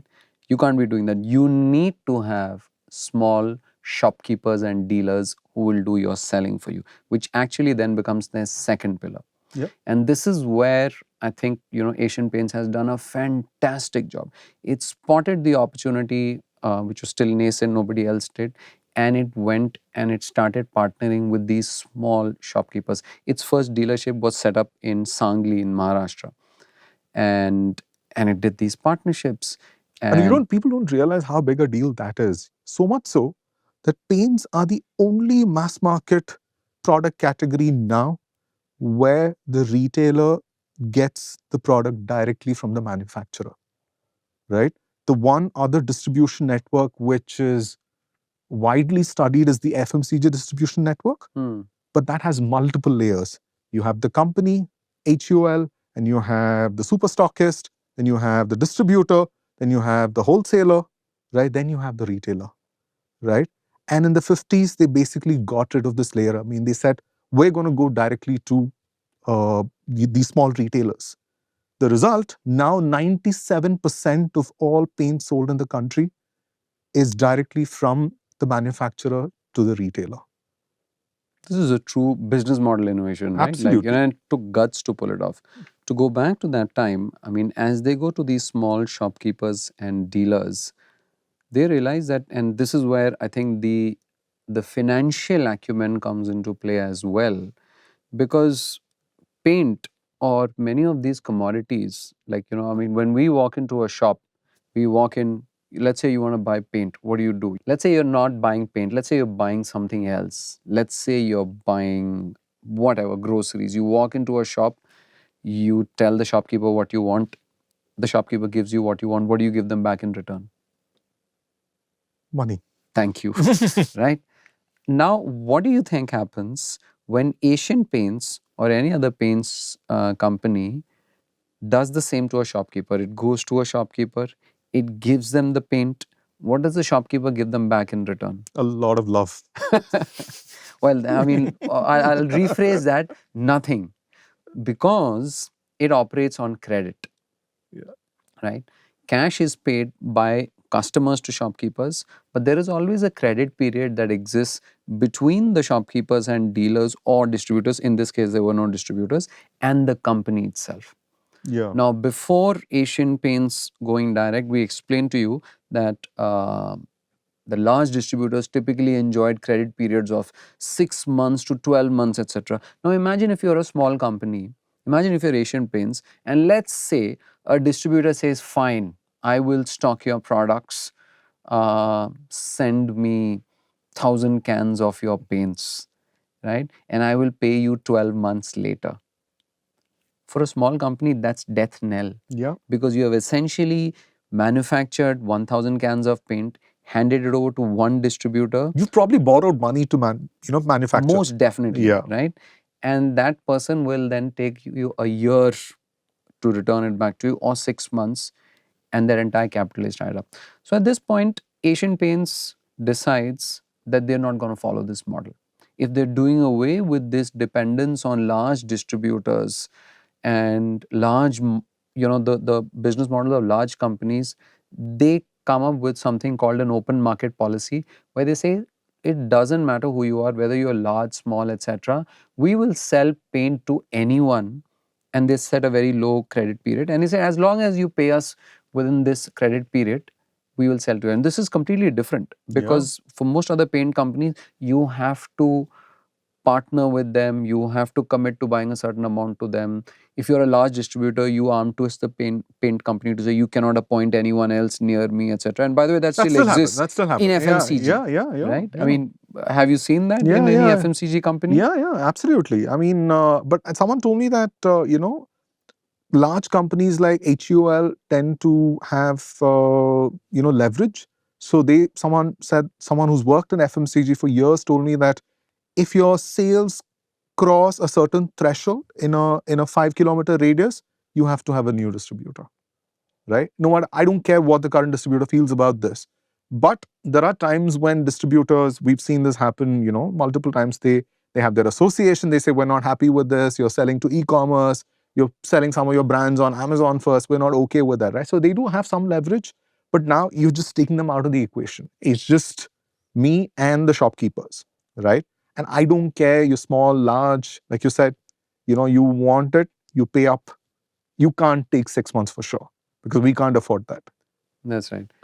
So what this means is, large distributors had originally ignored Asian Paints because it's a young company and there's lots of other companies, right? And Asian Paints comes up with this, and it's a fast growing company also. It comes up with this open market policy. So suddenly a lot of small shopkeepers and dealers start signing up with it. So after some point, the large distributors notice this and say, what's the point of holding out? Because this is happening anyway. And they also decide to join. This was called the Muhammad Ghazni tactic by Biji Kurian, who was actually one of the earliest hires at Asian Paints. Later on, we'll come across his name later on, and he went on to become CEO of Berger Paints as well. Because you essentially go and capture the surrounding areas first, or the smaller towns first, and then the bigger fish realize that, that's, they have no option left with them. Yeah, and this actually helped them do one other thing which people underestimate a lot. When you have a distributor, your relationship with the shopkeepers is through the distributor. It's mediated by the distributor, right? Yeah, they're a middleman. Yeah. So you don't, I mean, whatever the distributor tells you, the shopkeeper wants or doesn't like, you have to believe them, right? I think one of the great outcomes of this is they get to build these relationships with these shopkeepers. I mean, Anupam Gupta's book has this term, kitchen relationships, right? They go to them, talk to them. They go to them, talk to them about their family. This happens. I mean, even now, you ask any good distributor, FMCG sales executive, they would tell you this, that you go to a shopkeeper. It's not just about taking the order and telling them when to fulfill this, right? You need to know them. But I don't think it happens to that extent now. Yeah. I mean, and that's what they say. All the CEOs of Asian Paints until today, they know several retailers by name. They meet them, and this is continued. You can't find a single FMCG CEO who knows shopkeepers, right? Because that's not how the system is structured. right? And this benefits them to a great extent. And there's also this fascinating anecdote in the book, right, about when dealers would visit their offices in Bombay, Dani would make sure they were treated well, give them a tour of Bombay, and make sure there were gifts for their kids, and What's the, I mean, again, I can't tell you whether you've seen this or not, because if you go to any, have you been to hardware shops, yeah, right? Hmm. Have you seen typically the area behind where the proprietor stands, which is the billing counter? There'll be a bunch of framed photos, yep, typically in any major large hardware store. Most of the times they are of them being felicitated. There will almost yeah, always be an Asian Paints photo, Hmm. almost always. They are being felicitated by Asian Paints for being a leader distributor in that area, yeah, or it's a foreign junket. It's a photo from yeah, Thailand or Vietnam where they went after meeting their sales target. So, this thing of Asian Paints valuing their dealers has continued to this day as well. But to go back to that point in time, I want to bring back, because I'm always trying to fuse how did this come about? And I can only think that, look, again, it is the Gujarati ethos of community and family and connections, and genuine desire to kind of forge those connections. So I think at that point, this layer that they've built and of if that shopkeepers, makes your business sustainable, nothing like it. absolutely. Yeah. Gujarati business networks, I mean, we talk about Japanese business networks and Keiretsus, etc. But I think Gujarati business networks and the connections that exist within them are as powerful. And this is a great example, because if I were to say that what is one of the strongest pillars of Asian Paints system that it kind of creates to take on to this thing, it is the fact that they have these shopkeepers and dealers as Yeah. almost a part of an extended family. Family.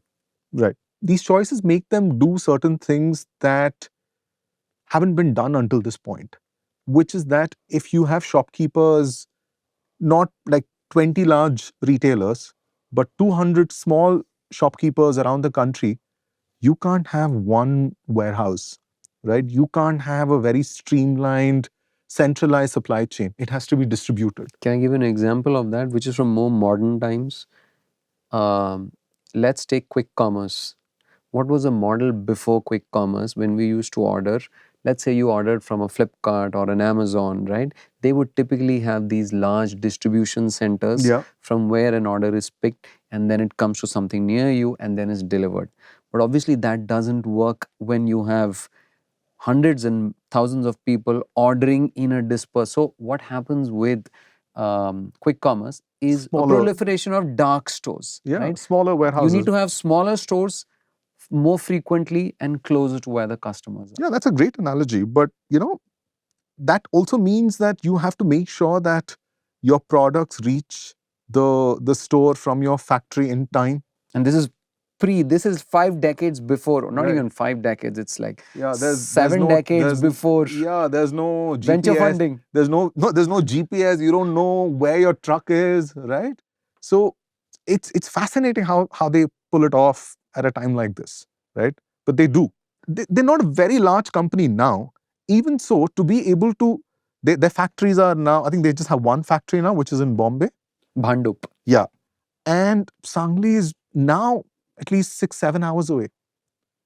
Okay, I'm sure they were, they were selling in other parts of Maharashtra and Gujarat, right? It's still almost like 10-12 hours by road, maybe even more in those days, right? So how do you make sure it reaches all those shops? You're not responsible for delivering all that stuff to one large distributor. You have to go shop to shop, right? And they do that. Incredible. And when I look back at this era, and I think we're approaching, like we're crossing over from the 50s to the 60s, it is definitely what I'd call the founder era. Because it's the sheer energy and passion and enthusiasm of these founders, none of who, by the way, have come in from any kind of formal education around paints. Everything that they know is self taught, right? Other than the business acumen, they're essentially learning as they go. They started by literally mixing paints by hand in a garage, and they're learning and building and growing as they go along. It's definitely the They knew era of nothing about founders. paints, they knew nothing about retail, they knew nothing about supply chain. As you say that, I realized that that was their advantage, right? Because they were the classic outsiders, Yeah. right? They did not take on the way others operated. And because they were shut off from the way others operated, they were also like, we are just going to figure this out on our own in a way that works, Your makes favorite. sense It's all for us. first principles thinking, right? I mean, you can't run away from it, right? But at this point, I mean, I do say it's the era of founders, but this is also the time in 1960, Arvind Vakil, who's one of the four founders, passes away. Yeah. So this is the first time where the four of them are, they're down to three, and they realize that, look, I mean, we started this business, it's now close to 20 years, and one of us is no longer there, that some reality start hitting, right? Because sheer passion and energy, I'm sure that most of the founders are now in their 40s, mid 40s or later. Right? Yeah, still very young. Still very young. Asian Paints is still very young. India is still very young. And I think this is the absolute beginning for a fantastic 50-year arc, which covers, in my opinion, three broad aspects, right? First is the nature of product itself changes.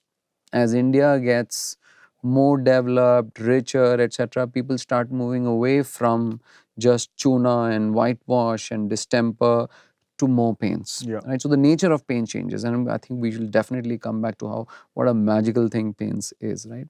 Second is geographies change. Right. The center of, I think, the gravity for paints. Paints, yeah. And actually not just paints, right? Like, pretty much everything was Calcutta, Yeah. like literature, paints, power, etc., pre-independence. Even stock trading, Right. Yeah. It was Calcutta, but it shifts to Bombay, where Asian Paints all these companies, large foreign competitors, they're all headquartered in Calcutta. Shalimar, I think, factory was also in Calcutta, right? So and of course, the third arc is very key. The third arc is, as India starts to become more independent and self-sustained, there is a shift of focus from not just who the company or brand of paint maker is, but whether it's foreign owned or Indian owned. And the arc is going to shift towards Indian owned companies. These three things over the next 50 years are going to dramatically compound in a way that benefits Asian Paints that no one saw coming. Absolutely. I mean, I don't think at this point you could imagine a large paint company, not just paint company, right? You take any sector. Can you imagine in post-independent India that there's going to be a large company, but an upstart becoming the leader in a sector dominated by British players? Unthinkable. Even though we're now independent, it's been like 15 years. It's unthinkable. That's exactly what happens, and in just a few years.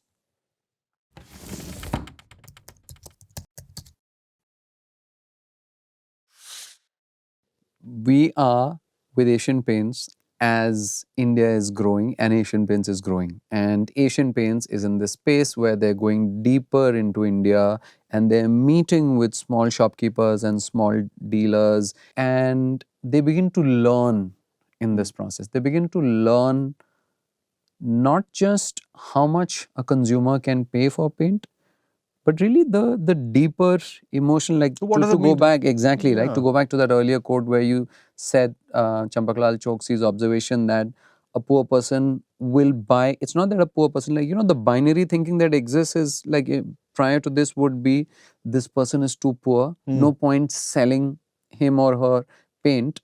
Whereas it became, sure, this person is poor, but they have their aspirations. Perhaps they can buy a 50 ml or a 100 ml thing, right? Because it respects that person's emotions and aspirations. And I think this could have only come about had they gone the direct route. Because they are meeting, kitchen relationships that you mentioned, because they are meeting these shopkeepers and dealers and customers and their executives, this is going on day by day. You can't not understand these things and see these things. In another company, no one would see them because their relationship gets mediated at the distributor level. and their understanding of the world is through the eyes of the distributor. Yeah. This is not true of Asian Paints, which means that as Asian Paints goes and grows in India, its understanding grows. And after some point, they realize that, look, there are these latent emotions, Yeah. and we need to be able to address these emotions. Yeah, I guess they've also seen what their competitors have done elsewhere, right? And even in India, like you do have newspapers, you have magazines, you have public radio, right? Even if their competitors, Jensen and Nicholson and ICI, didn't advertise in India, right? I'm sure they're doing it in their, home territory. I'm sure they, the three founders now are exposed to that. So they are probably beginning to sense the importance of having a brand and not just a product, right? That's right. So you're saying that they put two and two together. They put two, which is a keen understanding of the Indian consumer, and the other two, which is the importance of brand from, let's say, foreign markets or other categories, etc. And they connect it together and say, we need to have brands of our own.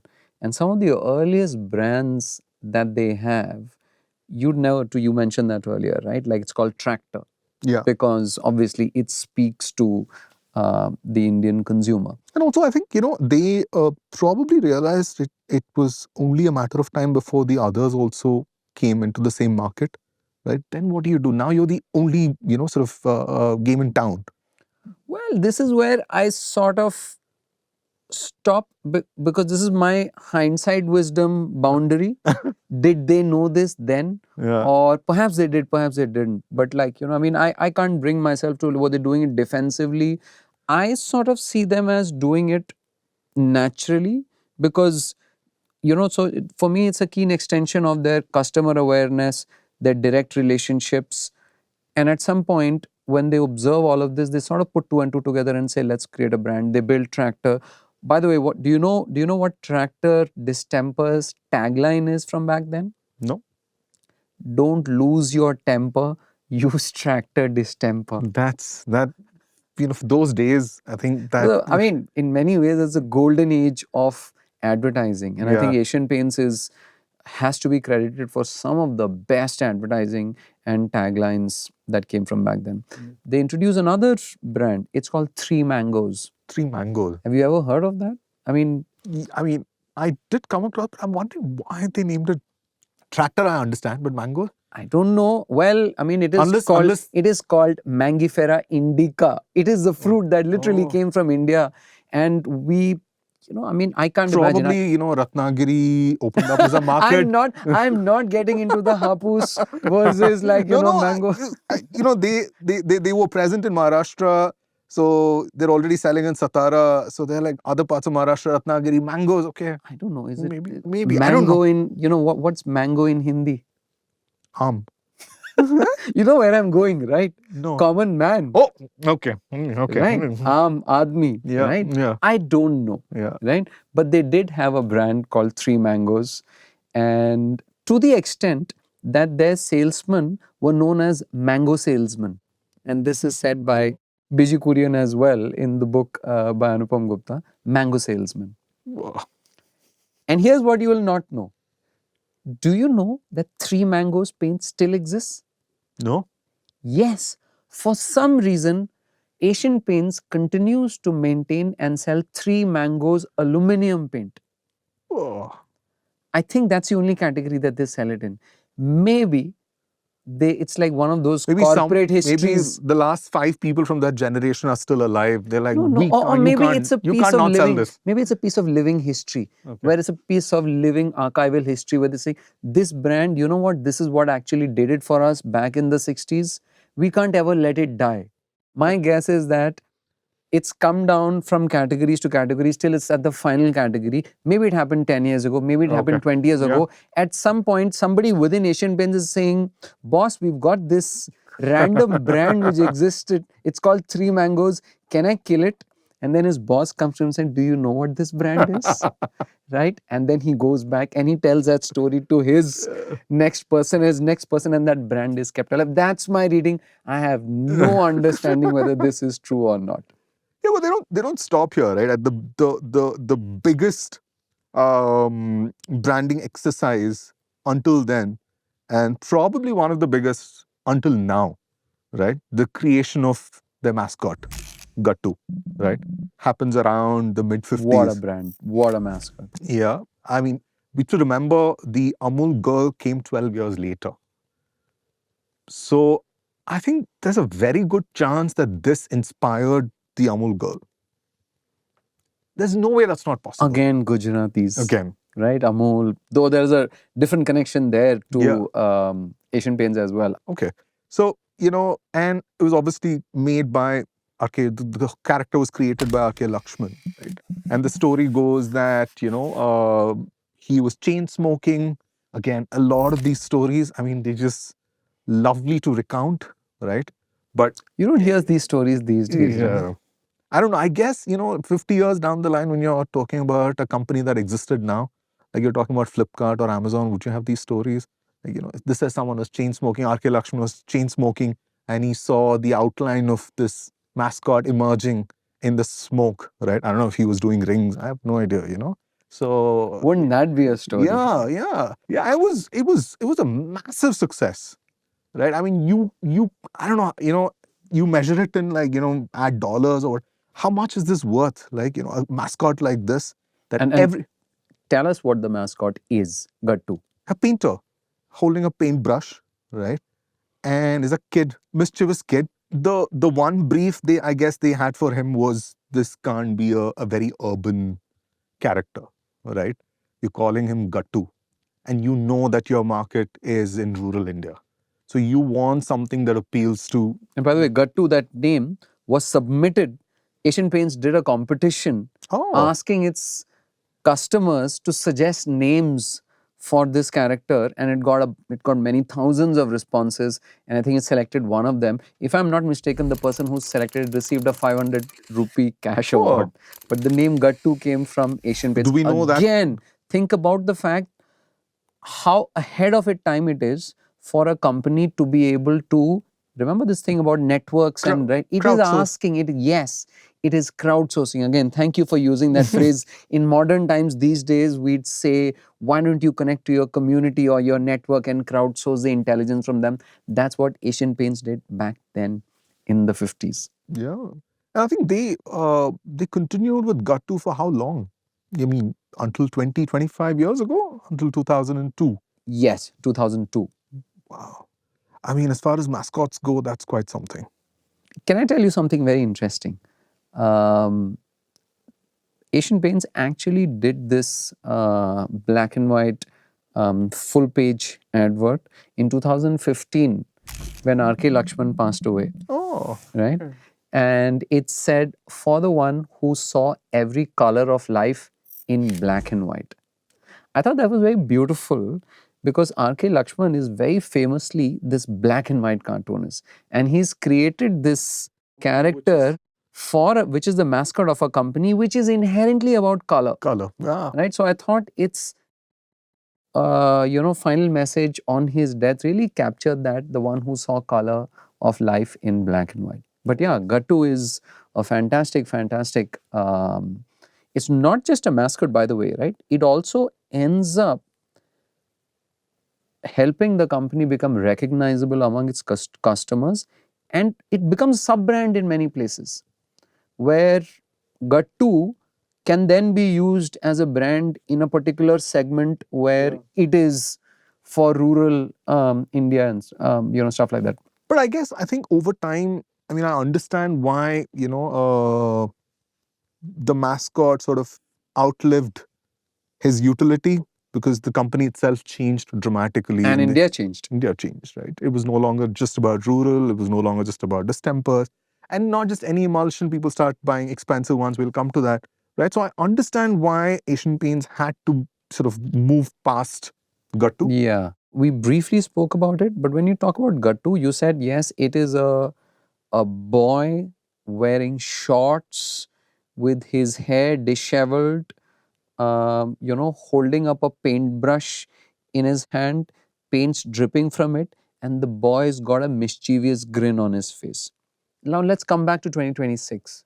You're getting your house painted. Is that the vision of the painter that you have? No.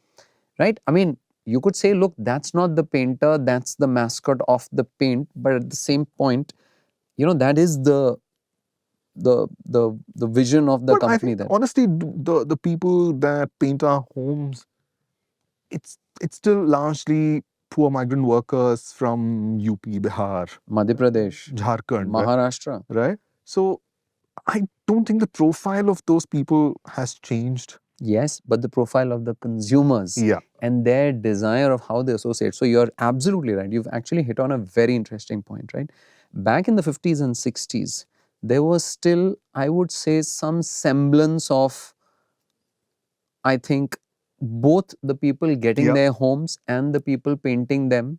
There was sort of some semblance of equality. You could see them, right? I think India has developed and grown much more, and premiumization has happened. So in urban India, now you want your paint to be much more premium. And therefore, perhaps you're not comfortable with the fact that, I mean, at this point, I'm just theorizing, but that's a great point that you mentioned. That's why in 2002, they retired Gattu and they moved to just typography, Yeah. Asian paints, just the logo. There is no more any. But why? What a What a great great run. mascot. How And many it years? gets them through. 50 years. Yeah. Sita, it's impossible actually for me to overstate the importance of community to Asian Paints.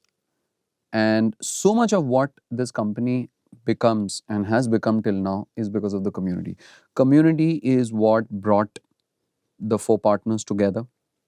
Community is what actually got them into the business in the first place. Community is what got them access to capital. Yeah.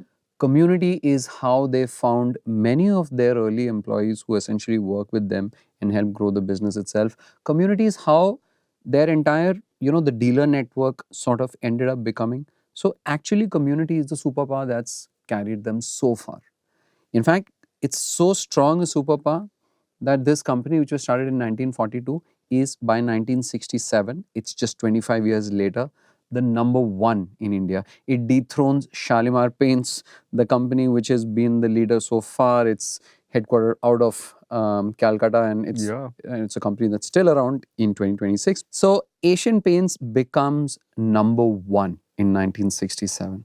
It's an incredible run. And honestly, at this point, I look back and I look at what could have been the reason for this success. And the thing that comes out to me most is like, it's just community. And since this is a promoter owned, as what they call it right now, or a founder owned company, remember, this is not a public company. This company is still owned by the four founders. Yeah.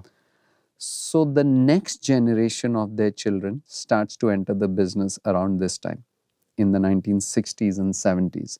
In 1965, Ashwin Chokshi. Until then, they've not been part of the business at all? The next gen? No. Okay. It's been primarily the first generation, right? I mean, three founders left now. In 1965, Ashwin Chokshi joins Asian Paints. Chokshi with this an is EY? Chokshi with an I, Oh, right? okay. This is, right? In 1967, So Ashwin not Dani, Champak Lal's son. not Champak Lal's son. This is Chiman Lal's son, Chiman Lal's right? son. Yeah. Or Champak Bhai and Chiman Bhai. Or Champak Seth and they've Seth, become right? Seth, They're yeah. all kind of like crossing over at this point in time. So 1965 is when Ashwin Chokshi joins Asian Paints. In 1967, Ashwin Dani, there's a second Ashwin in which is Suryakant Dani's son. He actually goes to the US and joins Inmont Corporation, which we now know as BASF Corporation. He's a chemical engineer, right? And the very next year, 1968, he comes back to India and he joins Asian Paints as well. And he joins a board later in 1970 itself. In 1973, Atul Chokshi, this is Champak Lal Chokshi's son. He joins Asian Paints. And in 1974, Arvind Vakil joins. So between 1965 to 1974, one each of the four founders' sons join Asian Paints. But, I feel it's not enough. community and family has brought them together and brought the company so far till now, but it may not be enough. That's the sense that I get. Yeah, I mean, like you said, they're market leaders by now, right? The revenue was 4.5 crore in 1967 when they went past Shalimar, right? So you're market leader now. So, like you said, community can't take the company much further. This is a company that's grown and become number one in India. I mean, if you really think of the paint market in India as a pie Yeah. at that point in time, right? And Asian Paints has grown within that pie and it has become number one. It's grown the Right? pie too. It has grown the pie, but Yeah. think about it. It's 4.5 crores as number one player. So the pie is not that big, right? So the opportunity that lies ahead of it over the next many decades is not just to get a larger share of that pie, but instead is to dramatically grow the pie itself. Yeah. It's, can we grow the pie 1,000 times? Can we grow the pie 500 times? To do that, community is not enough. Yeah. Agree with you. What we call moat, which is nothing but a distinct advantage, right? The community was that distinct advantage until this point, but then on, it couldn't be, right? They needed, a strong marketing and sales function, and they need dealer relationships, which couldn't always be personal, right? You couldn't possibly have, like 20,000 dealers and know all of them, right? But you do need to build You these. can't have kitchen relationship with 20,000 dealers. Yeah.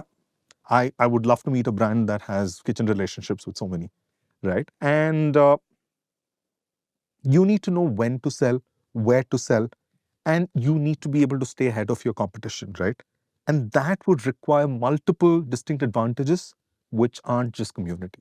So, like you said, community is not going to be enough, and not just capital. I'm sure at this point they could raise a lot of capital if they wanted to. I'm sure no bank would turn them down right now. It's the largest paint company. It's been around for 25 years. I'm sure they already have relationships with banks. So no one's going to turn them down, but that's not going to be enough. And Yeah, capital is not enough. Yeah. And you do have the second generation of the family already in the company. But how many is that? And they're young. They're in their 20s themselves. And what, 4, 5? Right? 4 of them, yeah. So you can't run a company of this scale with just family. You need talent and you need lots of talent, right? But they are great Gujaratis, are great businessmen, not employees. So where do they go for this talent, right? They're already down one founder, right? Yeah. So I have a very interesting quote, and this is from Salil Tripathi's book. I found it fascinating, and I quote him. He says, "The Magsaysay laureate Ela Bhatt told me that for Gujaratis, being an employee was a distant third in priorities. Working your own land comes first, and running your own business comes a close second." So if you're a Gujarati, I mean, I think we spoke about it earlier as well, right?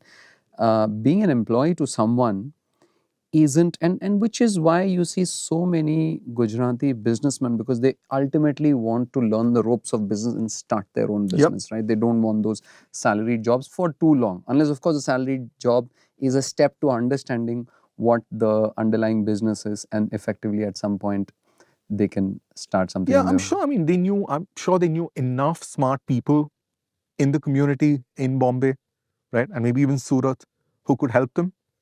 But would they be interested in sticking around at Asian Paints for too long, right? They had to find other people. And remember, these founders themselves were running Neptune Trading Agency, and they left to start their own business, and their former quote, let's say, employer or at least benefactor tried to hold them back by offering equity, and they didn't, because they wanted to do their own thing. Yeah. So they're very well aware of this. And I'm sure by now, Champaklal Choksi, has been part of multiple industry bodies by now, which were dominated by all the global brands. So he knows what's happening elsewhere, right? He knows how global companies in paints and in other sectors are built with professional talent. Can I tell you an example of another organization, I won't say company, that has been built on the basis of a partnership between a Gujarati businessman and a professional manager and comes from Gujarat and is operating around the same time and is a great example of what professional talent can do. It's Amul. Yeah. Right? So you have Varghese Kurian, who had returned from the US. He's a US returned engineer, and he's recruited by Tribhuvan Das Patel. And I mean, they're trying to solve the problem of milk production in Gujarat. And this happens, 1949. So Yeah. this example has been playing out now for a while. So it's visible to the founders of Asian Paints. It's not just that, look, these examples exist in global MNCs where they use professional talent, but they're able to look at Gujarat, they're able to look at milk production and cooperatives and see what even an outsider, a Malayali outsider coming from the US, can so dramatically change something which has been happening in India for what, centuries? Like, I mean, Yeah, but you know, they probably need a dozen Koreans. Yeah. Koreans. Koreans. As a Malayali, I take objection. You almost said Koreans. Yes, you're right. So, this phase essentially is what I call, I mean, sort of the pre-booting phase. The phase that they're about to enter into is this: we've reached this far as an organization, and to go far, we have to dramatically expand the pie. And we have to think of things that nobody has thought of before. It's no longer enough to sign up more shopkeepers to create more paint brands. We have to do things that nobody has thought of before. For that, we need lots of talent. But how do we get Because lots also, I of think talent? something like this would have required recalibrating your whole approach to business, right? Here, until now, it's been about control, right? I own the business, I control the business, I determine what's done, right? The three founders and their sons, right? Now you're saying I'm going to bring in a lot of people, so I know that I need to, give them some leeway, So You know what? You're right. But probably 10 years from now. Because at this point, I think they've only progressively come to the realization that we need lots of talent. I don't think they have arrived at what you're autonomy, talking about. Yes, yeah. that in order for that talent to be successful, we need to give them autonomy. So at this stage, they're like, we need lots of talent. They just need warm bodies. Well, intelligent, smart, warm bodies who are not interested in just learning our ropes and starting competing businesses of their own. Turns out they would be wrong about that as well. But we'll come to that. I mean, back when I was a kid and we used to go to computer lab in school, you used to have these floppy disks Yeah. in which you had to boot up the computer, right? Yeah. Can you take a guess where the word bootstrap comes from? No, I haven't. Have you seen those tabs behind boots? Those things, those leather, Oh, right? yeah, Which are yeah. behind. So when you put your foot into the boots, you can use them. So there used to be this phrase called lifting yourself up by your own bootstrap. This is Millennials, sneakerwear. this is like an inbuilt shoehorn, right? Well, a shoehorn is to allow you to, now I'm getting pedantic, it's to allow you to put your foot into the slide you're You just using. told me about booting up. You spoke like a true Truly 50-year-old. knowledgeable. No, 50-year-old computer science engineer. Is that what you are? Well, all right, let's, as they say, moving on. Right? So this act of bootstrapping or booting is to essentially, I mean, at its simplest, it is you're trying to achieve something much bigger by starting with something very small, like lifting yourself up by your bootstrap, bootloading, and that's what is about to happen to Asian Paints, right? Why do you say that? This is a market leader, right? Because I Because, remember, let's go back to that point about the pie and what share of it. Like, it is the market leader in a very small market. medium-sized pie, right? The dramatic expansion of the pie that happened, of the painting market, right, happened because it loaded up this new operating system, which I'm just going to call it the Asian Paints operating system. There is no such thing. There is nothing called, lest someone think that where can I find the Asian Paint operating system and buy it. You cannot buy the Asian Paints operating system. Not even the right? pirated one? You cannot buy the pirated one, and we certainly do not condone that as well.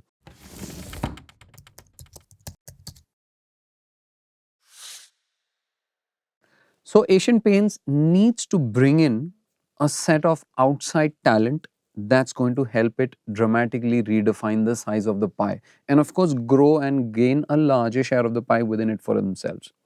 And the first set of professionals that it brings in are interesting because they are, many of them are technically very accomplished. Like, for example, one of the first people that it hires is this person called Jairam Mangesh Nadkarni.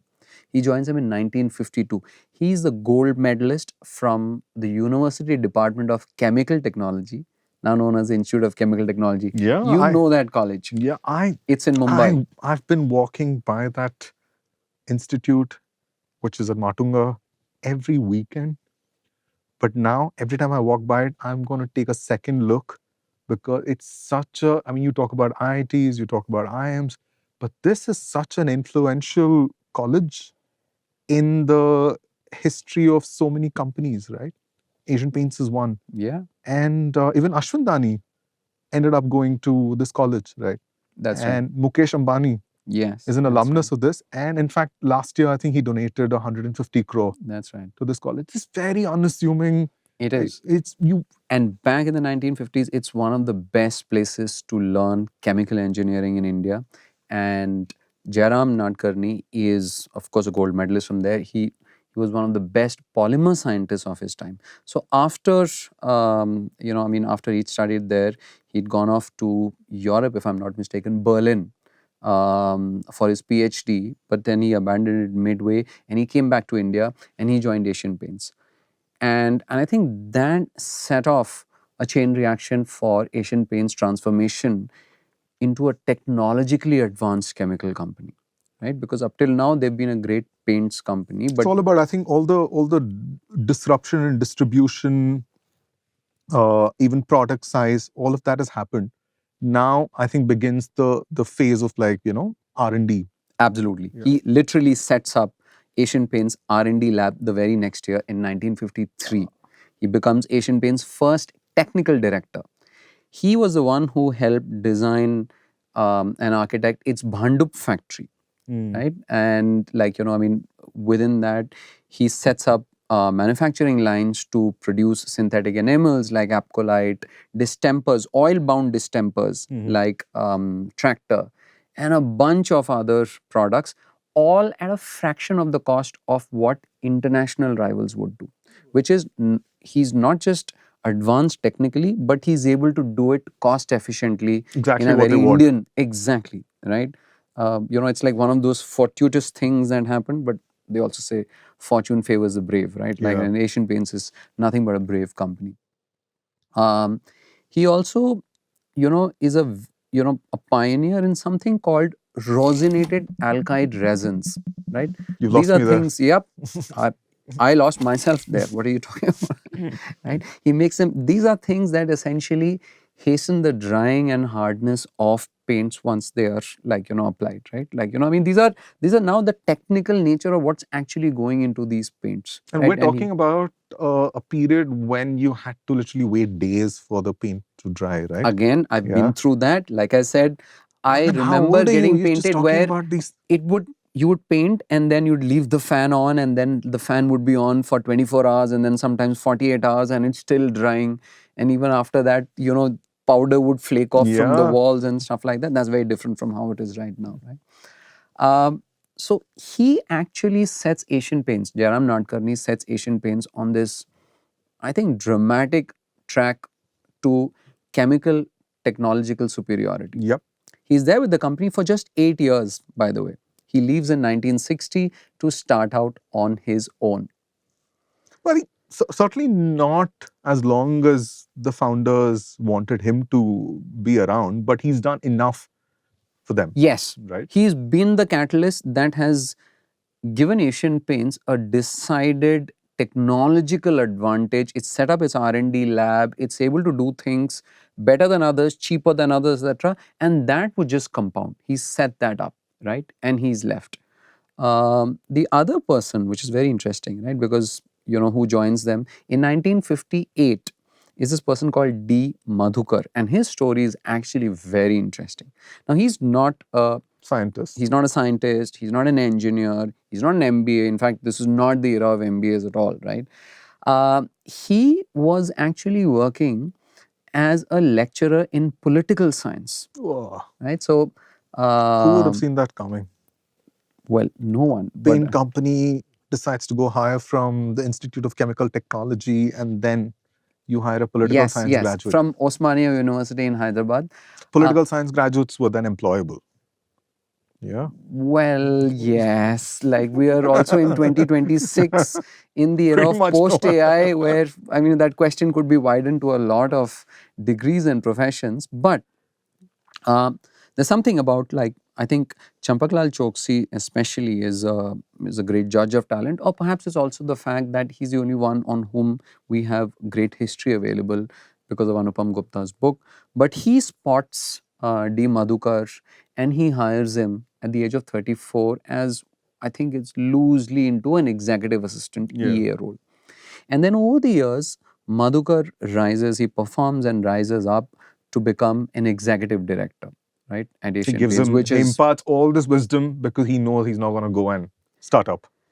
well, surprise, surprise, Madhukar leaves in 1971 and he ends up joining British Paints, Oh no. where he ends up Yeah. becoming CEO and subsequently the managing director, right? So that's there. But again, Madhukar, during the time he's there, from 1958 to 1971, does a lot of stuff. He actually, like, if Jairam Nadkarni actually set Asian Paints onto the path for technological prowess on the chemical engineering and sciences side, I think Madhukar did it on the organizational side, and I'll explain why that as well, right? Like, But I think the person who had the most influential role in shaping Asian Paints as a company run by professionals, right, is someone that Madhukar brought to Asian Paints, a friend of his from Osmania University, right? yes, Osmania University again. Again, K. Rajagopalachari, I mean, everyone refers to him as Chari, right? And he would go on to become this shock absorber of sorts, right? He sort of stands between he's the go-between, right? You have professionals, all this young talent that Asian Paints is hiring, and then you still have the family, right? So he is the go-between. And someone I met said that he is responsible for creating what is truly the most professional rule book for family-owned businesses in India, large family-owned businesses. If there's one person who's to be credited with this, it's Rajagopalachari. Very interesting, right? Because, and I can go back and I can think about it with the benefit of hindsight. You look at this company, it is a founder-led company. The founders own 100% of the business. Their word is gospel, right? And they want to modernize and they bring in a bunch of people. Now, you do require someone who's able to both speak the founder's language, Yeah. right, of, let's say, frugality, of growth, of profits, of revenue, and at the same time be able to interface with the aspirations of this newer talent that you're bringing in, because we're working in this company, what is in it for us, what's the future, etc. And that person is, of course, I mean, he's Chari. exactly the kind of executive they need at that point. They don't, though they don't know it then. He stays on with the company until he dies. That's right. Right? Like, I mean, that's like a find of the century sort of almost thing, 50 right? years, Like, yeah. right? And completely reshapes the company.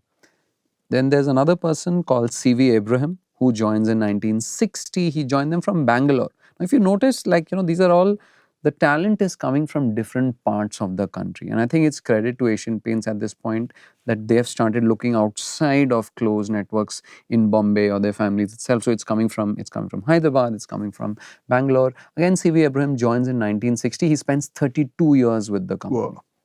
Right? So this is a company where, by and large, once it finds great people, it's able to give them the time and space to just stay with the company. Like, it's a kind of company which is the envy of anyone. There's another person called Bipin Jhaveri who joins in 1962. Interestingly, this person, he's a CA, chartered accountant, and a CS, a company secretary, and he's a double graduate in arts and commerce. He also happens to be Champaklal Choksi's nephew. So I'm not surprised he stayed on for 35 years. Do you want to guess when he left Asian Paints? I guess when Champaklal sold the stake. Bang on, absolutely. These 5 people together, uh, right, would end up essentially becoming the bootloader or the booting phase of Asian Paints operating system. I'm amazed at how well they hire, right? It's not like, I mean, they do know the value of networks. I'm sure people that are around them, they know what they can offer. But here you're bringing on board people from different parts of the country, right? They have nothing to do with the paints business, right? They know nothing about retail, distribution, but you still see something in them and you do hire them and they go on to change the trajectory of the company, right? So You're right. I mean, that sort of foresight is what is truly commendable about this I'm company. thinking, is this another squeeze moment for the company, but in a different sort of way? In the 1960s, again, it's not boxed in the sense that it's number one. You literally cannot say that it's boxed in, but it realizes In that terms of the current talent, construct, yeah, it has to break. Therefore, it has to think outside the box. So, full credit to the founders in order to be able to do that progressively in stages, because many companies are able to do this once in their lifetimes or twice in their lifetimes. They've got their backs to the wall and they pull a rabbit out of the hat and it's a magic moment, yeah, but then never again. yeah. But I think to Asian Paints credit, they do it again when they bring in this setup, and that's not even all of it, because these people then, the initial, I think these 5 key people and then a few other people, convince the founders, and the founders let themselves be convinced, to their credit, Yeah. to make the ambit much more wider and to bring in a much broader pool of talent on a much more sustained basis year after year after year, which actually, I'll tell you, is the secret sauce for Asian Paints that they were about to step into. I wouldn't disagree there at all. You know, this is not, you talk about HUL, which is a similar sort of company, right? People join the company straight out of B school or, you know, and they stay on for decades, right? But they have the global playbook. It's not an Indian company, though. I mean, a lot of people would think it's an Indian company because it's been here for over a century, but it is a global company. It's an Anglo-Dutch company now, right? This is an Indian company. It didn't have access to any of these playbooks. I'm sure, you know, it must have, as an outsider, it could have seen all of these things, right?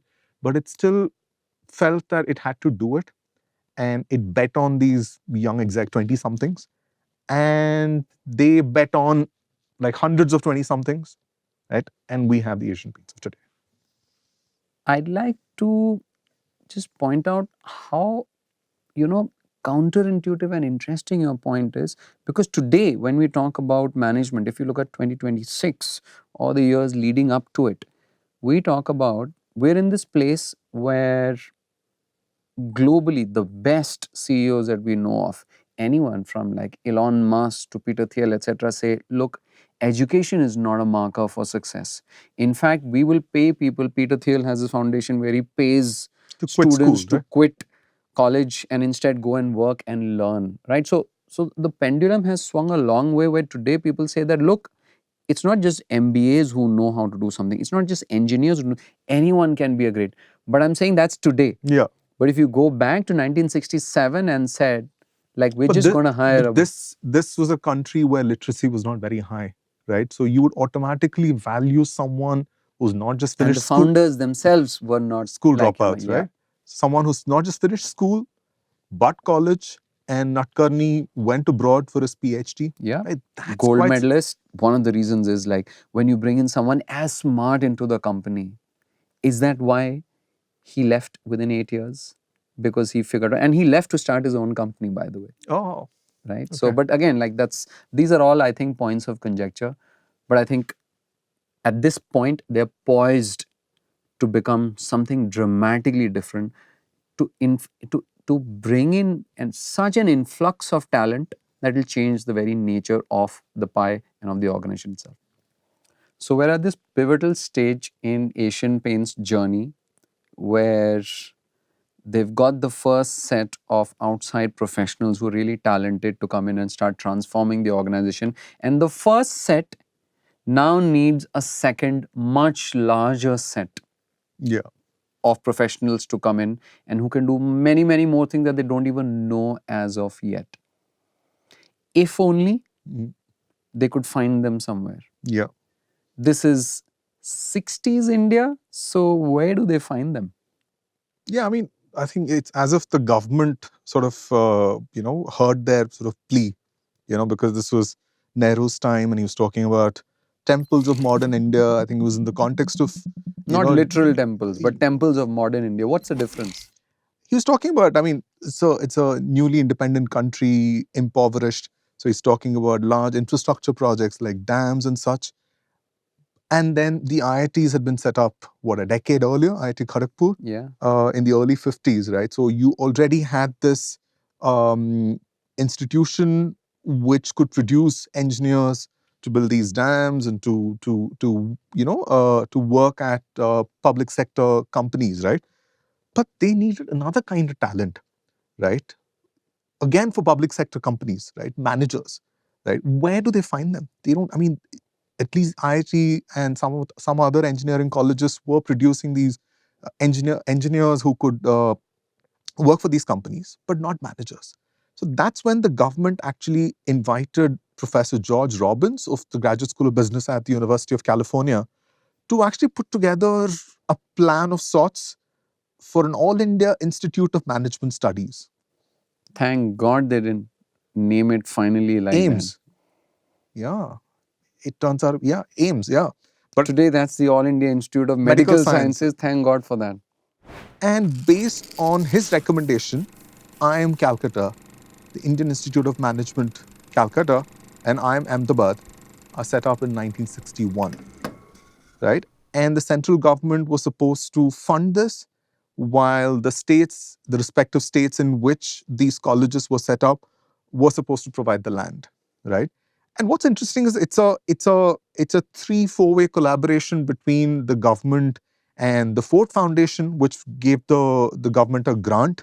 And in the case of IIM Calcutta, it was MIT, Sloan School of Management, and with That's the college, that's the US college with whom the partnership was established that would work to set up the. yeah, because obviously we had no B school then, right? So you had to. So the entire concept of MBA itself at this point, would it be fair to say, is an imported concept?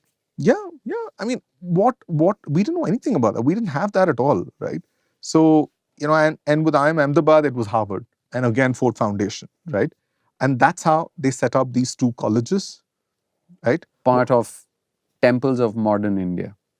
Which they would become later, right? And more importantly, for Asian Paints, they would turn out to be the greatest pools of talent that they'd ever come across.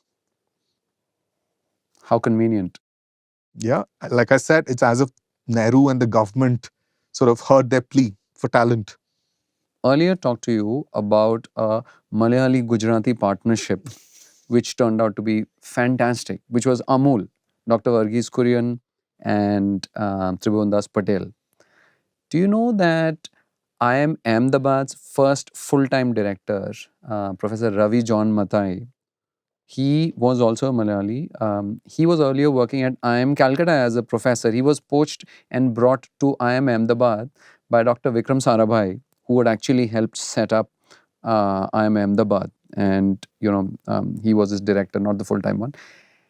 And of course, and the most interesting thing is that he's actually, Professor John Mathai, is actually a cousin to Amol's Dr. Varghese Kurian.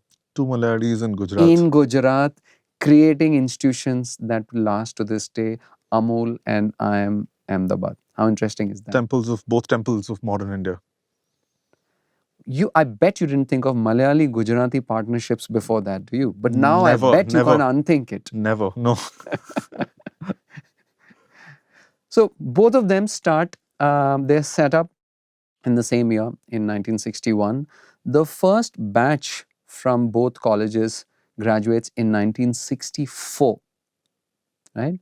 And Asian Paints, I mean, obviously it doesn't visit in 1964 itself, but it's not too far off. Right. Asian Paints visits IIM Ahmedabad in 1968, just 4 years after its first batch has graduated.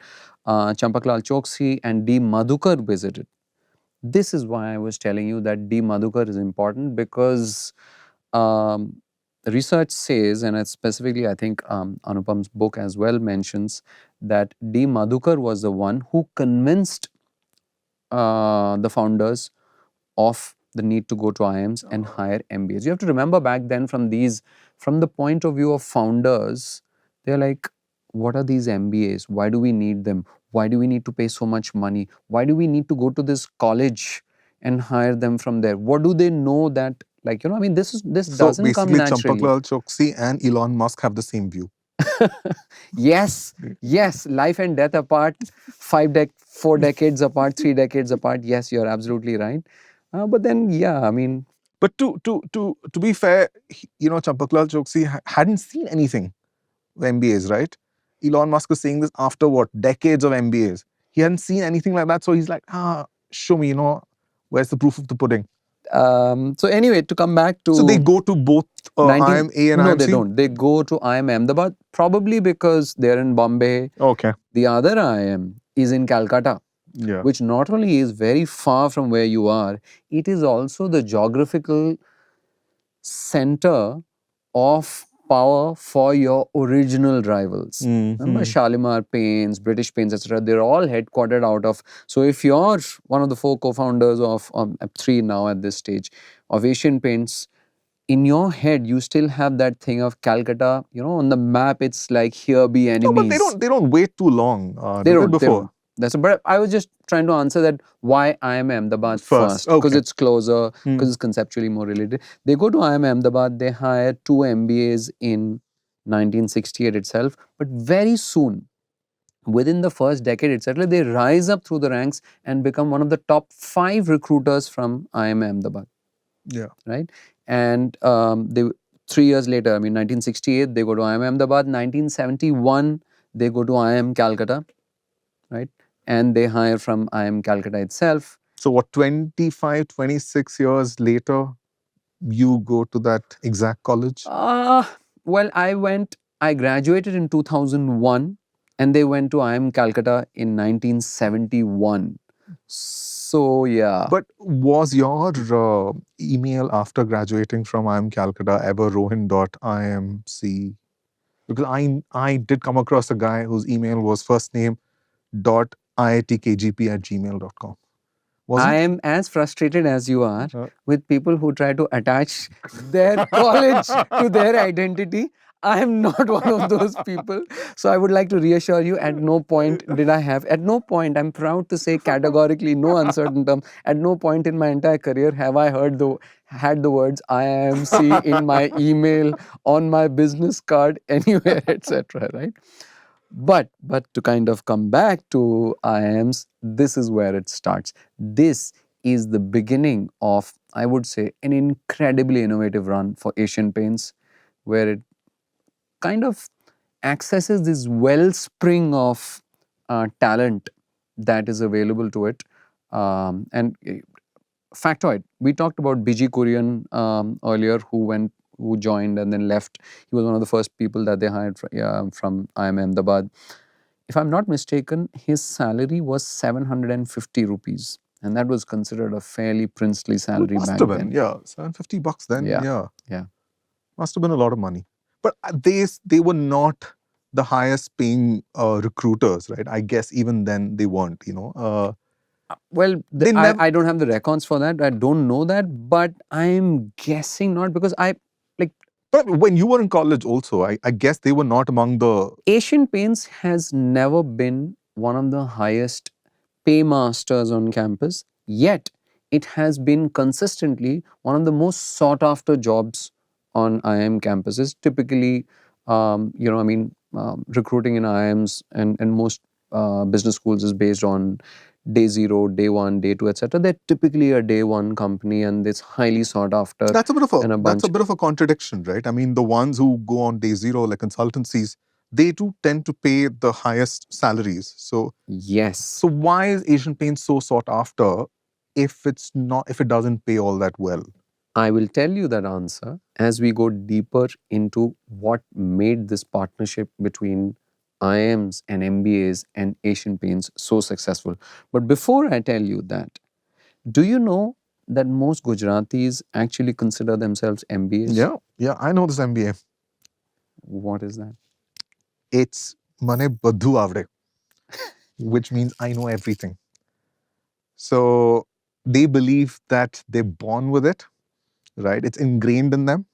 So why get an MBA, right? When I already know how to run a business, how to make money, what more can a B school teach me? Funny as that phrase is, it is also very, if you go back and if you look at like the list of businesses which are run by Gujarati businessmen in India, you'd say, yeah, I mean, this is right. Yeah, all the four Mukesh Ambani founders does were. not have an MBA. Yeah, He but has a, they all had Gujarati MBAs, right? All the four founders, but they still went and recruited the other kind of MBAs. that's right. Because at this point, Asian Paints doesn't want the Gujarati kind of MBA, which is, I know everything, right? Because it doesn't want that, because we spoke about this earlier, right? It doesn't want people who come into the business to spend 2, 3, 4 years to understand how the business is run. Because in many cases, many of them see, oh, I get how this works. I can do this better myself, or keep a larger percentage of the profits for myself if I do this on my own, right? But I think I mean, by going to IIM Ahmedabad and IIM Calcutta, I think they sort of solved for that because they didn't have to worry about, it's not 2025, right? When someone from IIM Ahmedabad or IIM Calcutta would want to be a founder, right? You're talking about a time when jobs were scarce, right? The ones who wanted to start up anyway started up.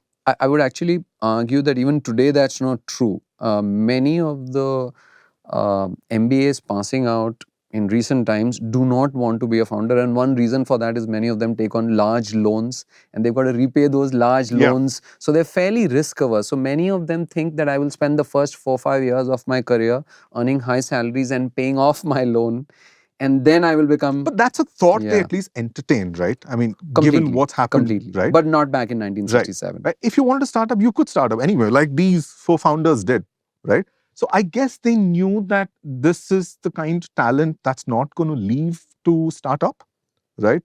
This is the executive cadre that we need. Yes. Right. And then they're trained to be that. Right? This is the point where I actually want to read out a very interesting anecdote from Salil Tripathi's book. And he says that when a Gujarati businessman is looking for an employee, he would always hire a Marathi candidate over a Gujarati candidate, because a Marathi candidate would work for him, whereas a Gujarati would learn the intricacies of the business and compete with him in the future. Right? This is the point that I was making earlier. This is in the context of Bombay, I suppose, Yeah. Absolutely. Like, you could replace the word Marathi there with Malayali, or like, from some other state or something like that, right?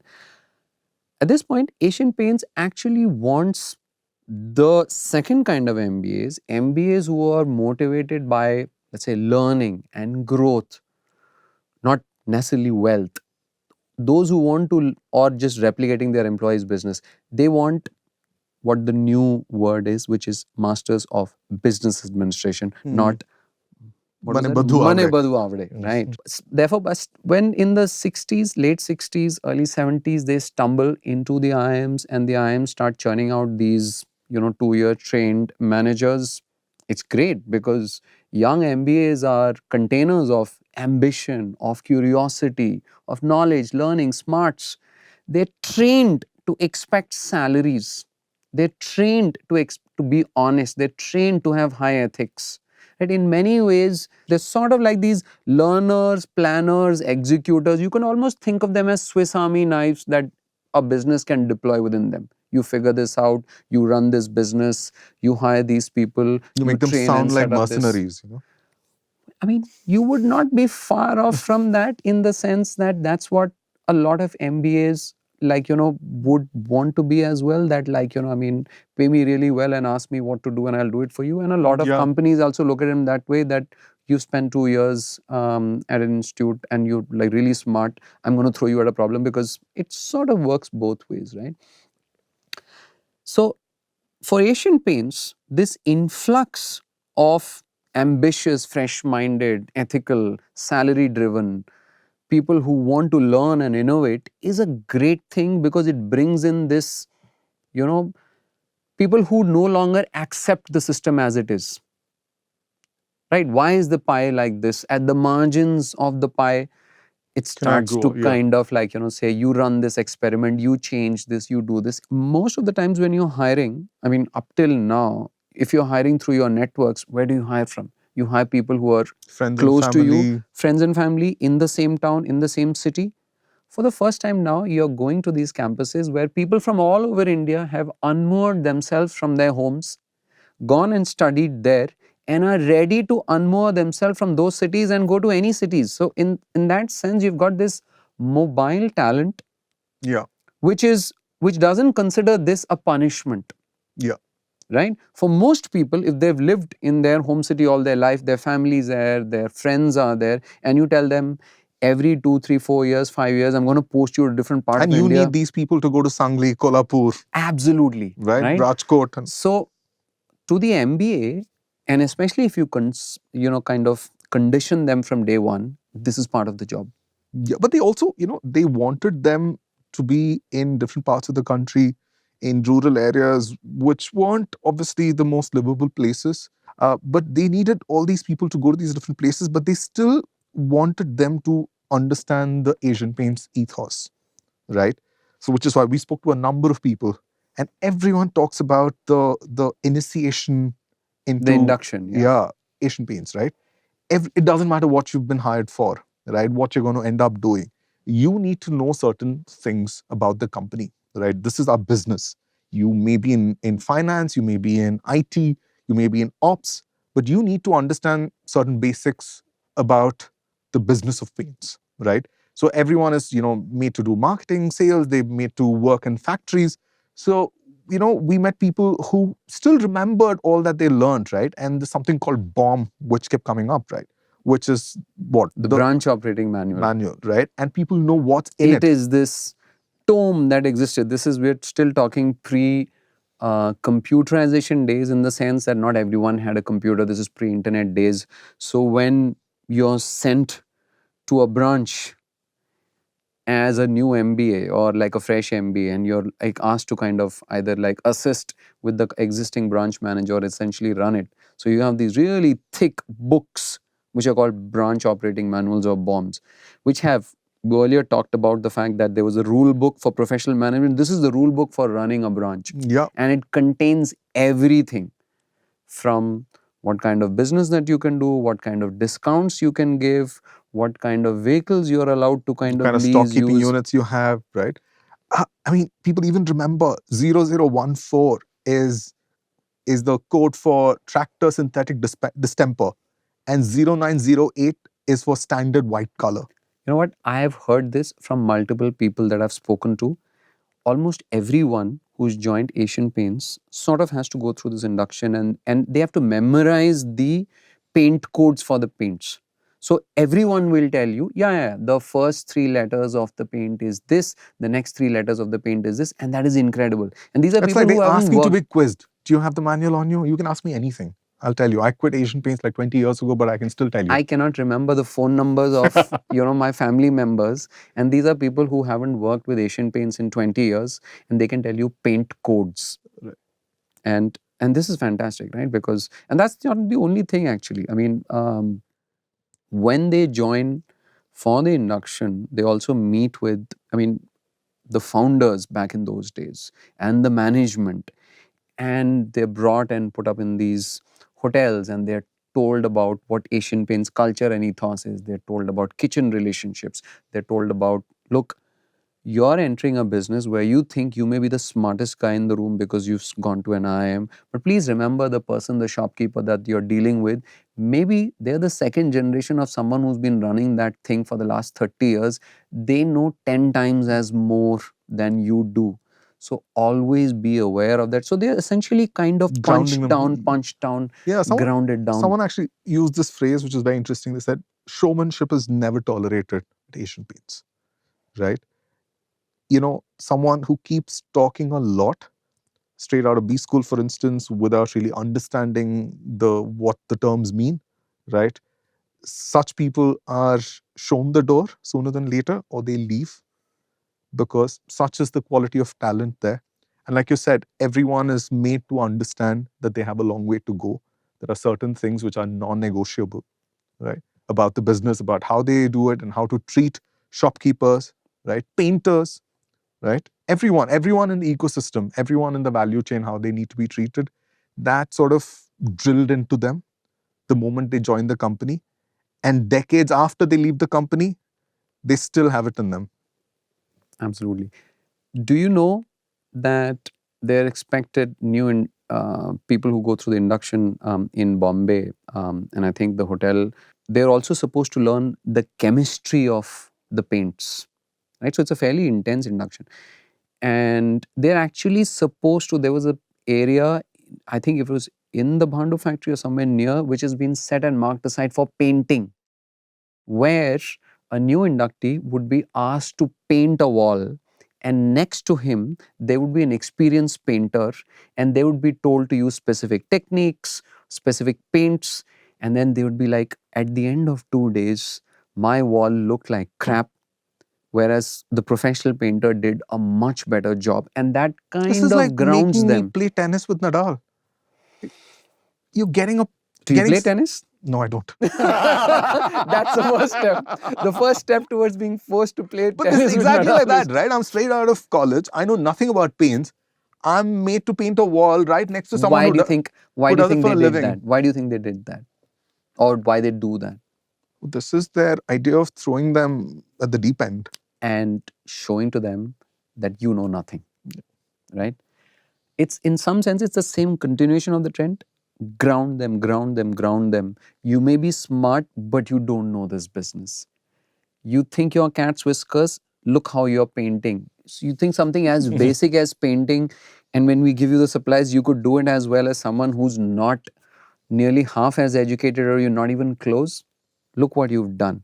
So I think at the end of it, when people emerge from that, by the way, there itself this a bunch of people that I spoke to who worked at Asian Paints for various years, ranging from 5 years to 10 years, etc., say that there is this sort of broad theme that connects the people that Asian Paints hires typically. I mean, I don't know if it's changed now, because many of the people I was speaking to was from like maybe less 10 years ago, 20 years ago, etc. Which is in some senses, I'm using a word which is used typically in many of the IIMs, it's country. Country. Have you heard that word before? When you Somewhat call someone derogatory. Yeah. country, yes, Yeah. it Yeah. is. It is derogatory in the sense that it is like calling someone a villager Yeah. in a derogatory sense. Yeah. But like in this case, when you say, this person is a little country, it means that they literally many of the times they're grounded. Yeah. They don't come from, you know, Delhi, Bombay, from fancy colleges, etc. They also come from smaller Middle towns, and class this thing they families, are right? grounded, etc. Like so, there is a deliberate effort to hire people who are grounded themselves and who've come from the wider milieu of India. So Rohan, Asian Paints has its first set of MBAs from IIMA and IIMC, right? We already talked about how they're given the branch operations manual, right? And they sort of told how Asian Paints works and how they're supposed to treat shopkeepers and whatnot, right? But they've hired these Swiss Army knives, in your words. They're supposed to solve Yeah, some of. show us the results now. Yep. It's that. Showtime. Okay, yeah. So one of Asian Paint's biggest problem at this point is, getting payments on time from their dealers. I mean, they love their dealers, right? They have kitchen relationships with them, but payments continue to be a problem, right? They have a system now where they give a credit period of 45 days, right, to all retailers, and up to 60 days to some of the larger ones, right? And to get them to pay faster, they actually gave them a 1.5% cash discount, right? Which means that, what they do is when they raise the invoice to the retailer, they actually deduct it, right? And tell them you have to pay us within 21 So days. if I'm a retailer and you're Asian Paints and I bought paint from you worth 100 rupees, you're saying you'll invoice me for 98.5 rupees. Yes. And I have 21 days to pay you for it. Yes, right? This wasn't working because dealers would get the discount, right? And But not, dealers are as smart. I'm assuming many of them are as good businessmen as well. It's free money. Yeah. yeah, and they wouldn't pay up on time. They would take 30, 40, 50, 60 days, right? And this was a problem because this affected Asian Paints cash flow. So they told Biji Kurian, whom we talked about earlier, and a couple of other IIM grads to come up with a solution, right? This is the kind of thing that you hire these new set of people for. And I think from the outside we don't understand it, which is, here is this problem. So today we solve it using LLMs, right? Here is this problem, solve it for me. In that era, Asian Paints threw MBAs at the problem and say, hey, you, now go and solve this for us. What did they do? They come up with something. Obviously, the name is not something that is going to sort of go down in history as being super memorable. It's called It's not GATU. No. So RPPD is regular payment performance discount, right? It's a mouthful, right? Doesn't really have a great ring to it, but it is what it is. Why so great? Why is it so great? Yeah. The discount? No, the RPPD. Why is it so great? I'll tell you why.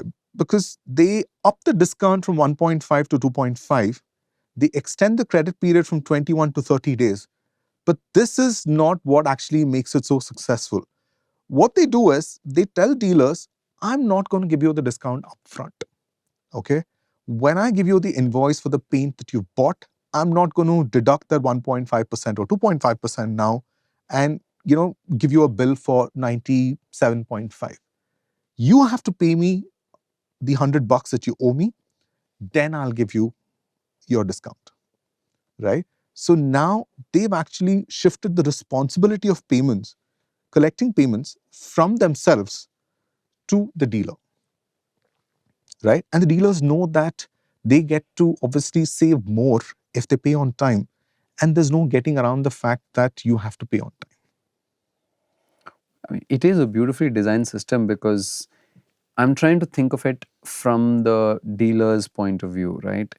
Because I'm sure that's what they're trying to figure out, that how do you break this system? And it is so beautifully designed because in order to be eligible for this, you have to pay us within 30 days. Otherwise, you never get it from us because the discount is given subsequent to your payment. Yeah. And if you never make this payment on time, you never get that discount. I think they just changed the incentive structure. They right? were chasing the dealer earlier for on-time payments. Now the dealer is chasing them for discounts after making on-time payments. Yeah, it's been 29 days. It's been 30 days. Please take my money and I want my discount, right? That's exactly what happened.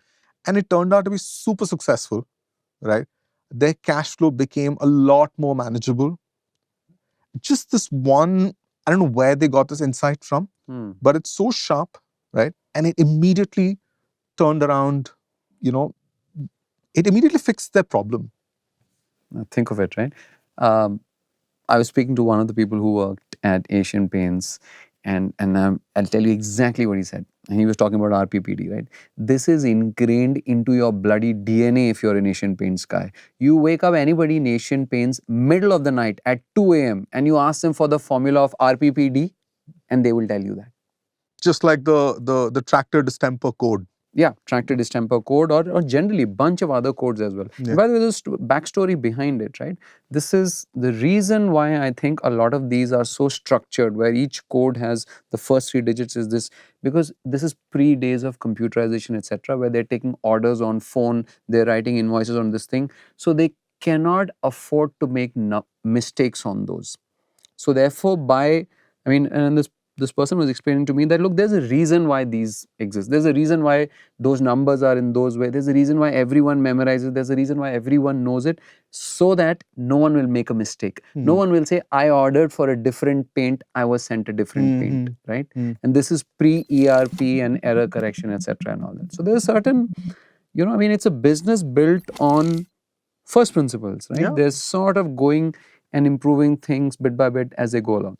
So, we talked about Biji Kurian, right? We've talked about him multiple times so far, but he is not the only, Not by a stretch. Not by a stretch. So there is, they're all hired roughly, around this time. There is PM Murthy, right? Hired in 71.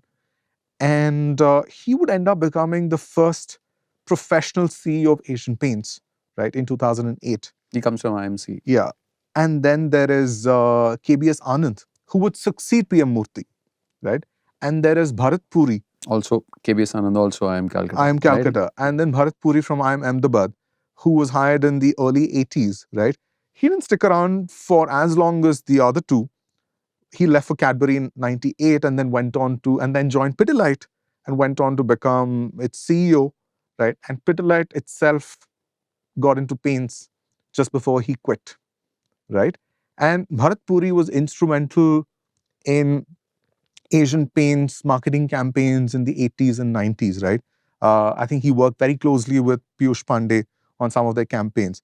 So all these people who sort of reshaped Asian Paints were all hired in this 10-year period, the 70s and 80s.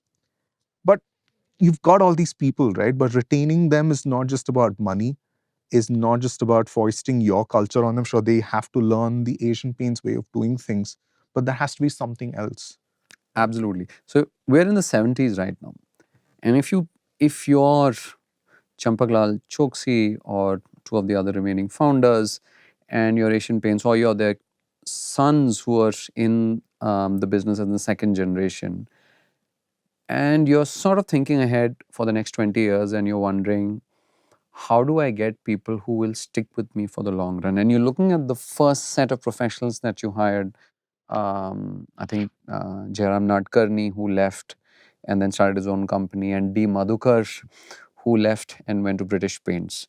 Then you're looking at the second generation of professionals that you hired, which are the MBAs, of which Biji Kurian left and a few others also left.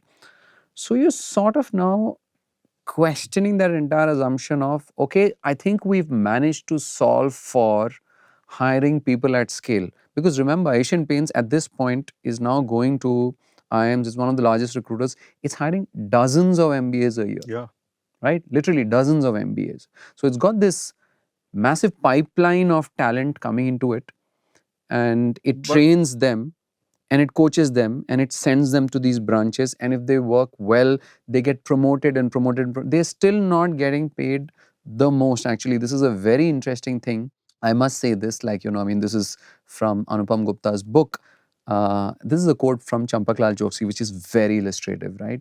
Someone once asked Champaklal Choksi why Asian Paints does not pay the managers well.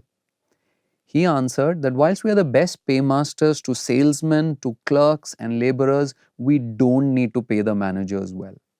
When I bring, or very highly, when I bring these boys from business schools, there is a price that they have to pay to get experience here. I know some of them will leave after getting trained because they will be offered a better salary within the first 3 to 5 years of joining. But those that remain with me over the longer term will be looked after well by the organization on all fronts. Right. So the interesting point is, I think at this point, there is a sophisticated understanding among Champaklal Choksi and the founders that, look, if you're going to bring all these smart people here, we cannot expect that all of them will stay. Yeah. Right? Many of them will leave. But even if they leave after 3 to 5 years, I think they might have done their work. Right? But The he also others- knows that he wants a whole bunch of them to stick around. Absolutely. Right. It's not that he's fatalistic about it, saying Yeah. the chips fall where they fall. He does realize that, I mean, there has to be something more, because he says that it's not money. They're not throwing money at the problem, right? If they're not No throwing ESOPs. money, they don't have ESOPs. Well, this is 70s, right? Nobody has ESOPs, to be fair to them. They would not have that later as well. We'll criticize that at the right moment in their history. But at this moment in history, I don't think it's right to criticize that. So they're not paying the highest salaries, right? They're very clear that these people are coming to them as day one candidates, because Asian Paints is actually one of the places where they learn a lot. So he figures it out, saying that if that's what causes people to come to us, then we need to double down on that as the thing that makes them stick around. It's really the culture. Yeah. How do we create something which is not salary, and obviously which is not the path to CEO as well, because this is still a founder, Yeah. held organization, closed organization. There is no path to the top because there is a second line of family as well, right? So how do you bring in all these smart people, and as they progress through the system, they will realize that there is some kind of a ceiling at some point beyond which they can't grow, and they leave. What else can you devise that makes them so happy within the Asian paints ecosystem that they're like, I don't want to leave this company? Yeah. And that's culture. I would also say it's talent density, right? Chicken and egg, how do you keep talent density if there is nothing to hold on to that talent density, right? True. Like talent density is, you're right, you're absolutely right that they go and start to kind of prime the organization with talent. Yeah. Right? Like it's a sort of like, I mean, if you don't do that, then what's the point of building culture? Or if you don't build culture, how do you hold on to that talent density? So it's that talent density, and then they build this incredible culture, which now I go back to that point. Remember, you were saying 10 years ago, like, I mean, in the 50s, when you were saying that, look, what's the point of bringing these people if you're not going to empower them? And I told you there would be a point in time where this would make sense. This is that point in time. Yeah. It's the 70s now. And they realize that we need to bring in, we've brought all these Swiss Army knives, we've empowered them, we've trained them, we send them to our branch offices. Some of them are in sales, some of them are in technology, some of them are in finance. They need to now do their own thing. Yeah. So they start creating this, like, I think they also, to be fair, I think the whole sort of rule book here, or rather the what the Asian paints culture is going to be now, wasn't just set by the founders, right? You had people like Chari Rajgopal Chari, right? Again, a professional, right? So he knows what these young recruits from Ahmedabad and Calcutta are looking for, right? What would make them happy? What would make them stick around for decades, right? That a lot of the early executives were from the southern states, right? He said Asian Paints has a very South Indian DNA, right? And he that's said, very interesting. yeah, A Gujarati company to have a very South Indian DNA. yeah. By that he meant, do the right thing and results will follow, right? Operate with a strong conscience. These are his words, right? And he said, Chari stressed on the ethical way to deal with customers and trade unions, right? And he sort of contrasted this with what, say, Berger and Nerolac were doing. He said they had a very North Indian DNA, very opportunistic. Okay, if there is an opportunity to make a quick buck here, why don't I do it? Right? Why do I care what's going to happen to my brand 10 years down the line? If there's money to be made here, why do I leave money on the table? Or in relationships, it's a zero-sum game between Yeah. you and the dealer. Yeah. If I win, they lose, or they, right? Yeah. So why do I? So let me just go ahead and make money right now, right? And that was the difference, right? And this was possible because people like Chari made sure that Asian Paints was steered in a certain way, in a certain direction, right? And that, I think, was super important in sort of retaining all this talent, right? A credit to the founders for letting them do that. for letting them do it, because Yeah. I can imagine this is by far an exception. If we are discussing closely held businesses in India by, let's say, Gujarati families, and you look at, the history arc, and you say that, outside talent comes in and says, you need to modernize, you need to empower, you need to make this thing, 9 times out of 10, it would not happen in this thing, I right? So think this even is one now of those. a lot of family-owned groups are resistant to this kind Absolutely. of change, right?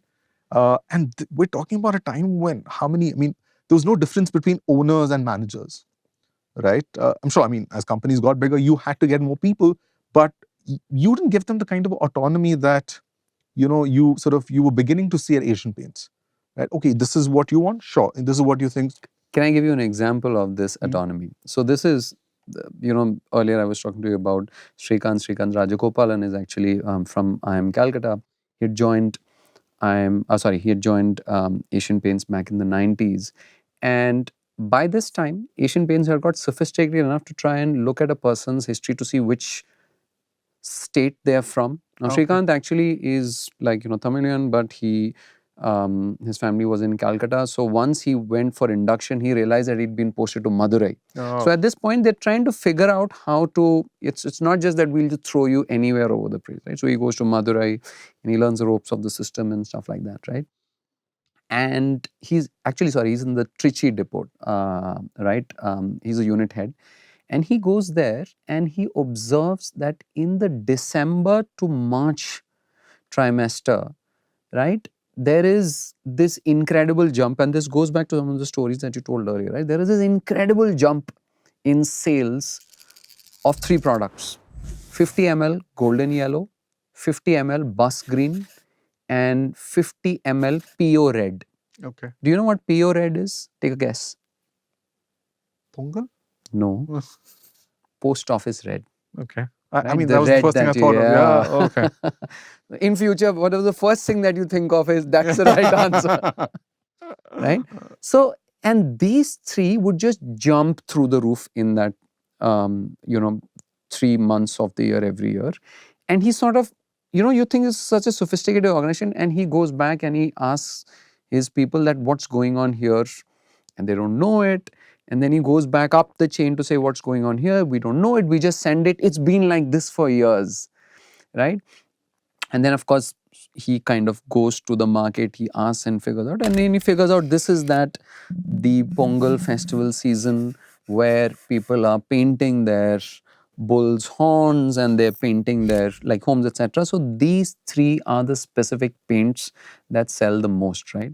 Now, the interesting thing is when he goes out into the market, he finds out that even though Asian Paints sales are sort of jumping up significantly in this quarter, when he goes to the villages, he finds out that people who are essentially doing something else during the year, farmers, carpenters, etc., during these 3 months, they become painters. They buy local paints, they mix it by themselves, and they paint. And that market is way bigger than whatever Asian Paints is selling. Right?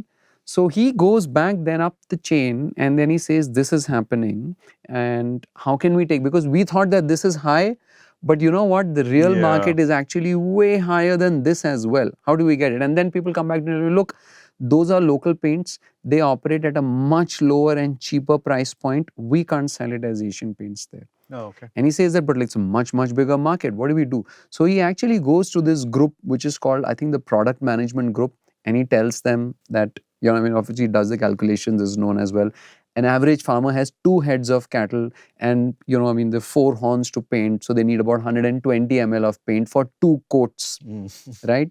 He figures this out. He goes back to them and to product management group. And they send someone to the village to take a look and see the economics and stuff like that. Say, no, I don't think we can do that, etc.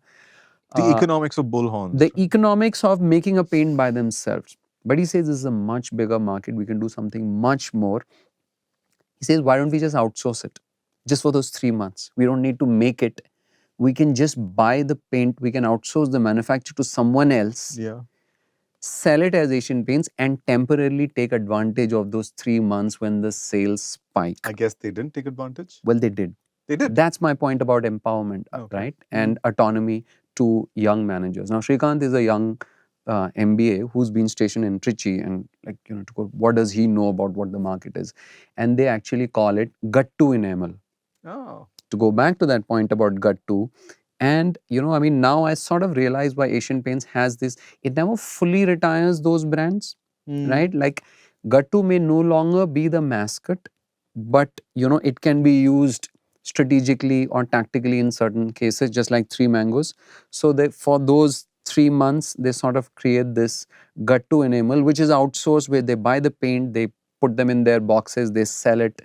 And but I wonder, what kind of brand equity Gattu had in Tamil Nadu, because it's not a very But it'll be South Indian. it's Asian Paints, right? Remember, like it's a distribution muscle. When you go, so it's not that it's Gattu paint, it's Gattu from Asian Paints. And because now they're able to drop their price significantly, they're able to kind of, obviously they can't compete with the cheapest of local paints. Yeah. But now their sales dramatically jump up because now they've got this other product. I use this example to tell you what empowerment meant, because you cannot imagine this being true in most other companies, right? Especially with young, MBAs.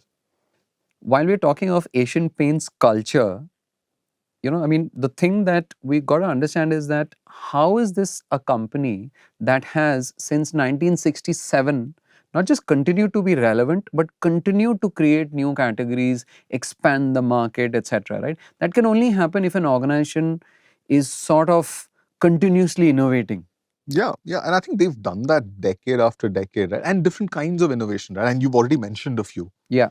I'll give you another example. Like there's a very, have you heard of this concept called the not invented here syndrome? Essentially means if you're a large and successful company and something happens outside your company which you realize is actually very valuable, but you didn't invent it, there is a natural resistance towards adopting that idea. Okay.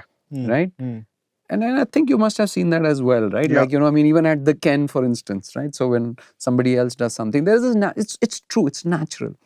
So that part is one of the hardest things to get over because there is always this inherent pride within organizations and managers and teams that we didn't think of it, we are not going to do it. I'll give you a counter example. Again, this comes from Srikanth, right? So they need about a kg of distemper to paint their homes. This is during Pongal. Right? This is Pongal, right? I think in Usually North when? India, I think it's during Diwali that people paint their homes. Right. And just like all these, farmers or farm workers becoming painters, I was told Yes. about rickshaw pullers in Delhi turning painters during Diwali. Yes. So painting as an occupation, as a profession, as an industry is fascinating. And we will talk about that later. Like I said, it's magical. What happens to that through the year in a country as complex in India? Something that sounds so monumentally boring. Yes, it is. Right? It's anything almost but. like a migration of people, Yeah. of behaviors, of patterns, etc. But we'll come to that later. And I do want to go deep into that, right? But here, what do you do? Because the product that you have, let's say it's tractor distemper, which itself is a fairly affordable product, but it is too expensive for them, right? So Shrikant talks about how about we bring something like much cheaper, let's say a tenth of the price of tractor distemper. So the point is, what is already one of Asian Paint's cheapest products is still too expensive for a big yes, chunk of their target market, absolutely, absolutely, right? And so they launched something called Utsav. Utsav means, of course, festival in Hindi. Distempers in pouches. right? So it's a 1 kg pouch, right? You don't understand that, like, This is at the specifically price for Tamil point. Nadu? I'm not sure it was for Tamil Nadu itself because with Asian Paints they would have obviously, like, taken it to multiple cities, etc. But it's 1 kg distemper in a pouch operating at 1/10 of the price point of tractor distemper, right? Now, this is a good part. Like, and to this, I think, like, when I asked Srikanth, like, how does something like that happen? Because in any other company, you would think that, no, we're not going to undercut our own product at this price point. It's cannibalization and all of that, right? To Asian Paints' credit, there was never a not invented here syndrome. There was nothing that it was okay, we missed this. Let's just see what happens. Let's take a shot. And they did. They didn't foresee what would happen when you start selling paint in pouches. What happens during distribution? Like milk pouches? Yeah, it's pouches, right? Like, they break. Yeah. It's not the hardiest. When you're trying to reduce the cost of your product and so that you can make it really affordable and like you end up with pouches, you end up paying the cost somewhere else, which is that it's not the best thing to transport, and many of them break as well. It led to high wastage, losses, etc., and stuff like that. But I think, the point that he wanted to make was that, look, back then, everything was entrepreneurial. And back then was, of course, like, I'm referring to the 90s, like, late 90s, early 2000s, right? It was very entrepreneurial. It was very ownership and independence driven. You have an idea, you take it up the chain. If it works, it doesn't matter. If we can't manufacture it, we'll outsource it. If it needs a new packaging, we'll do it. And this, so you can see sort of how the structure of the company has changed from the founders and the managers taking the decisions to now you have new these recruits, hundreds and thousands of people who are coming to work each day and trying to figure out, how can I change this? How can I make this better? How do I come up with RPPD? How do I sell paint in a pouch? How do I outsource manufacture of paints only during 3 months so that I can sell it cheaper? And all of this is incredibly happening in this Yeah, company. I would be very happy if I got to do the economics of painting 4 horns, right? And if it actually results in something like the company launching a new product just to cater to that, uh, I think that sort of makes up for not getting paid as much as some of my colleagues who joined a consultancy or an FMCG firm, right? Yeah. I mean, this feedback comes from a lot of MBAs who joined that, and MBAs who pass out are fairly in the loop when they know what their peers are earning, Yeah, right? They know they're not the best paid. But year after year, when they meet their peers, they realize that they're actually doing the most interesting work. They've been charged with some of the fastest, broadest responsibilities, whereas their peers might be earning more, but they're sort of stuck in these jobs where they're told what to do, what they cannot do, etc. And I think that's the difference that comes in. This goes back to that astute observation by Champaklal Choksi that I don't need to pay MBAs the highest salaries. They'll come to me because they learn the most here. Yeah. And what I think also said about MBAs being mercenaries, right? I guess the ones that Asian Paints hires are less so. Because it controls that at the point of hiring by looking for grounded people as well. Yeah, and also I think it allows them to not be mercenaries, right? Allows them to be entrepreneurial, like you said, right? And take these executive calls, which their peers in other companies would have to wait probably a decade or 2 decades to be able to do. And there's a reason why that leads to Asian Paints being called the CEO factory. Yeah. You realize that, Yeah, right? yeah. Because many of these people learn so much, grow so fast that at some point when they start leaving, they go directly into leadership roles, CEO roles in other companies. Because the Asian Paints talent density, culture, empowerment has given them so much that they can effectively make up for foregone salary in 10, 15 years by the jump that they get later.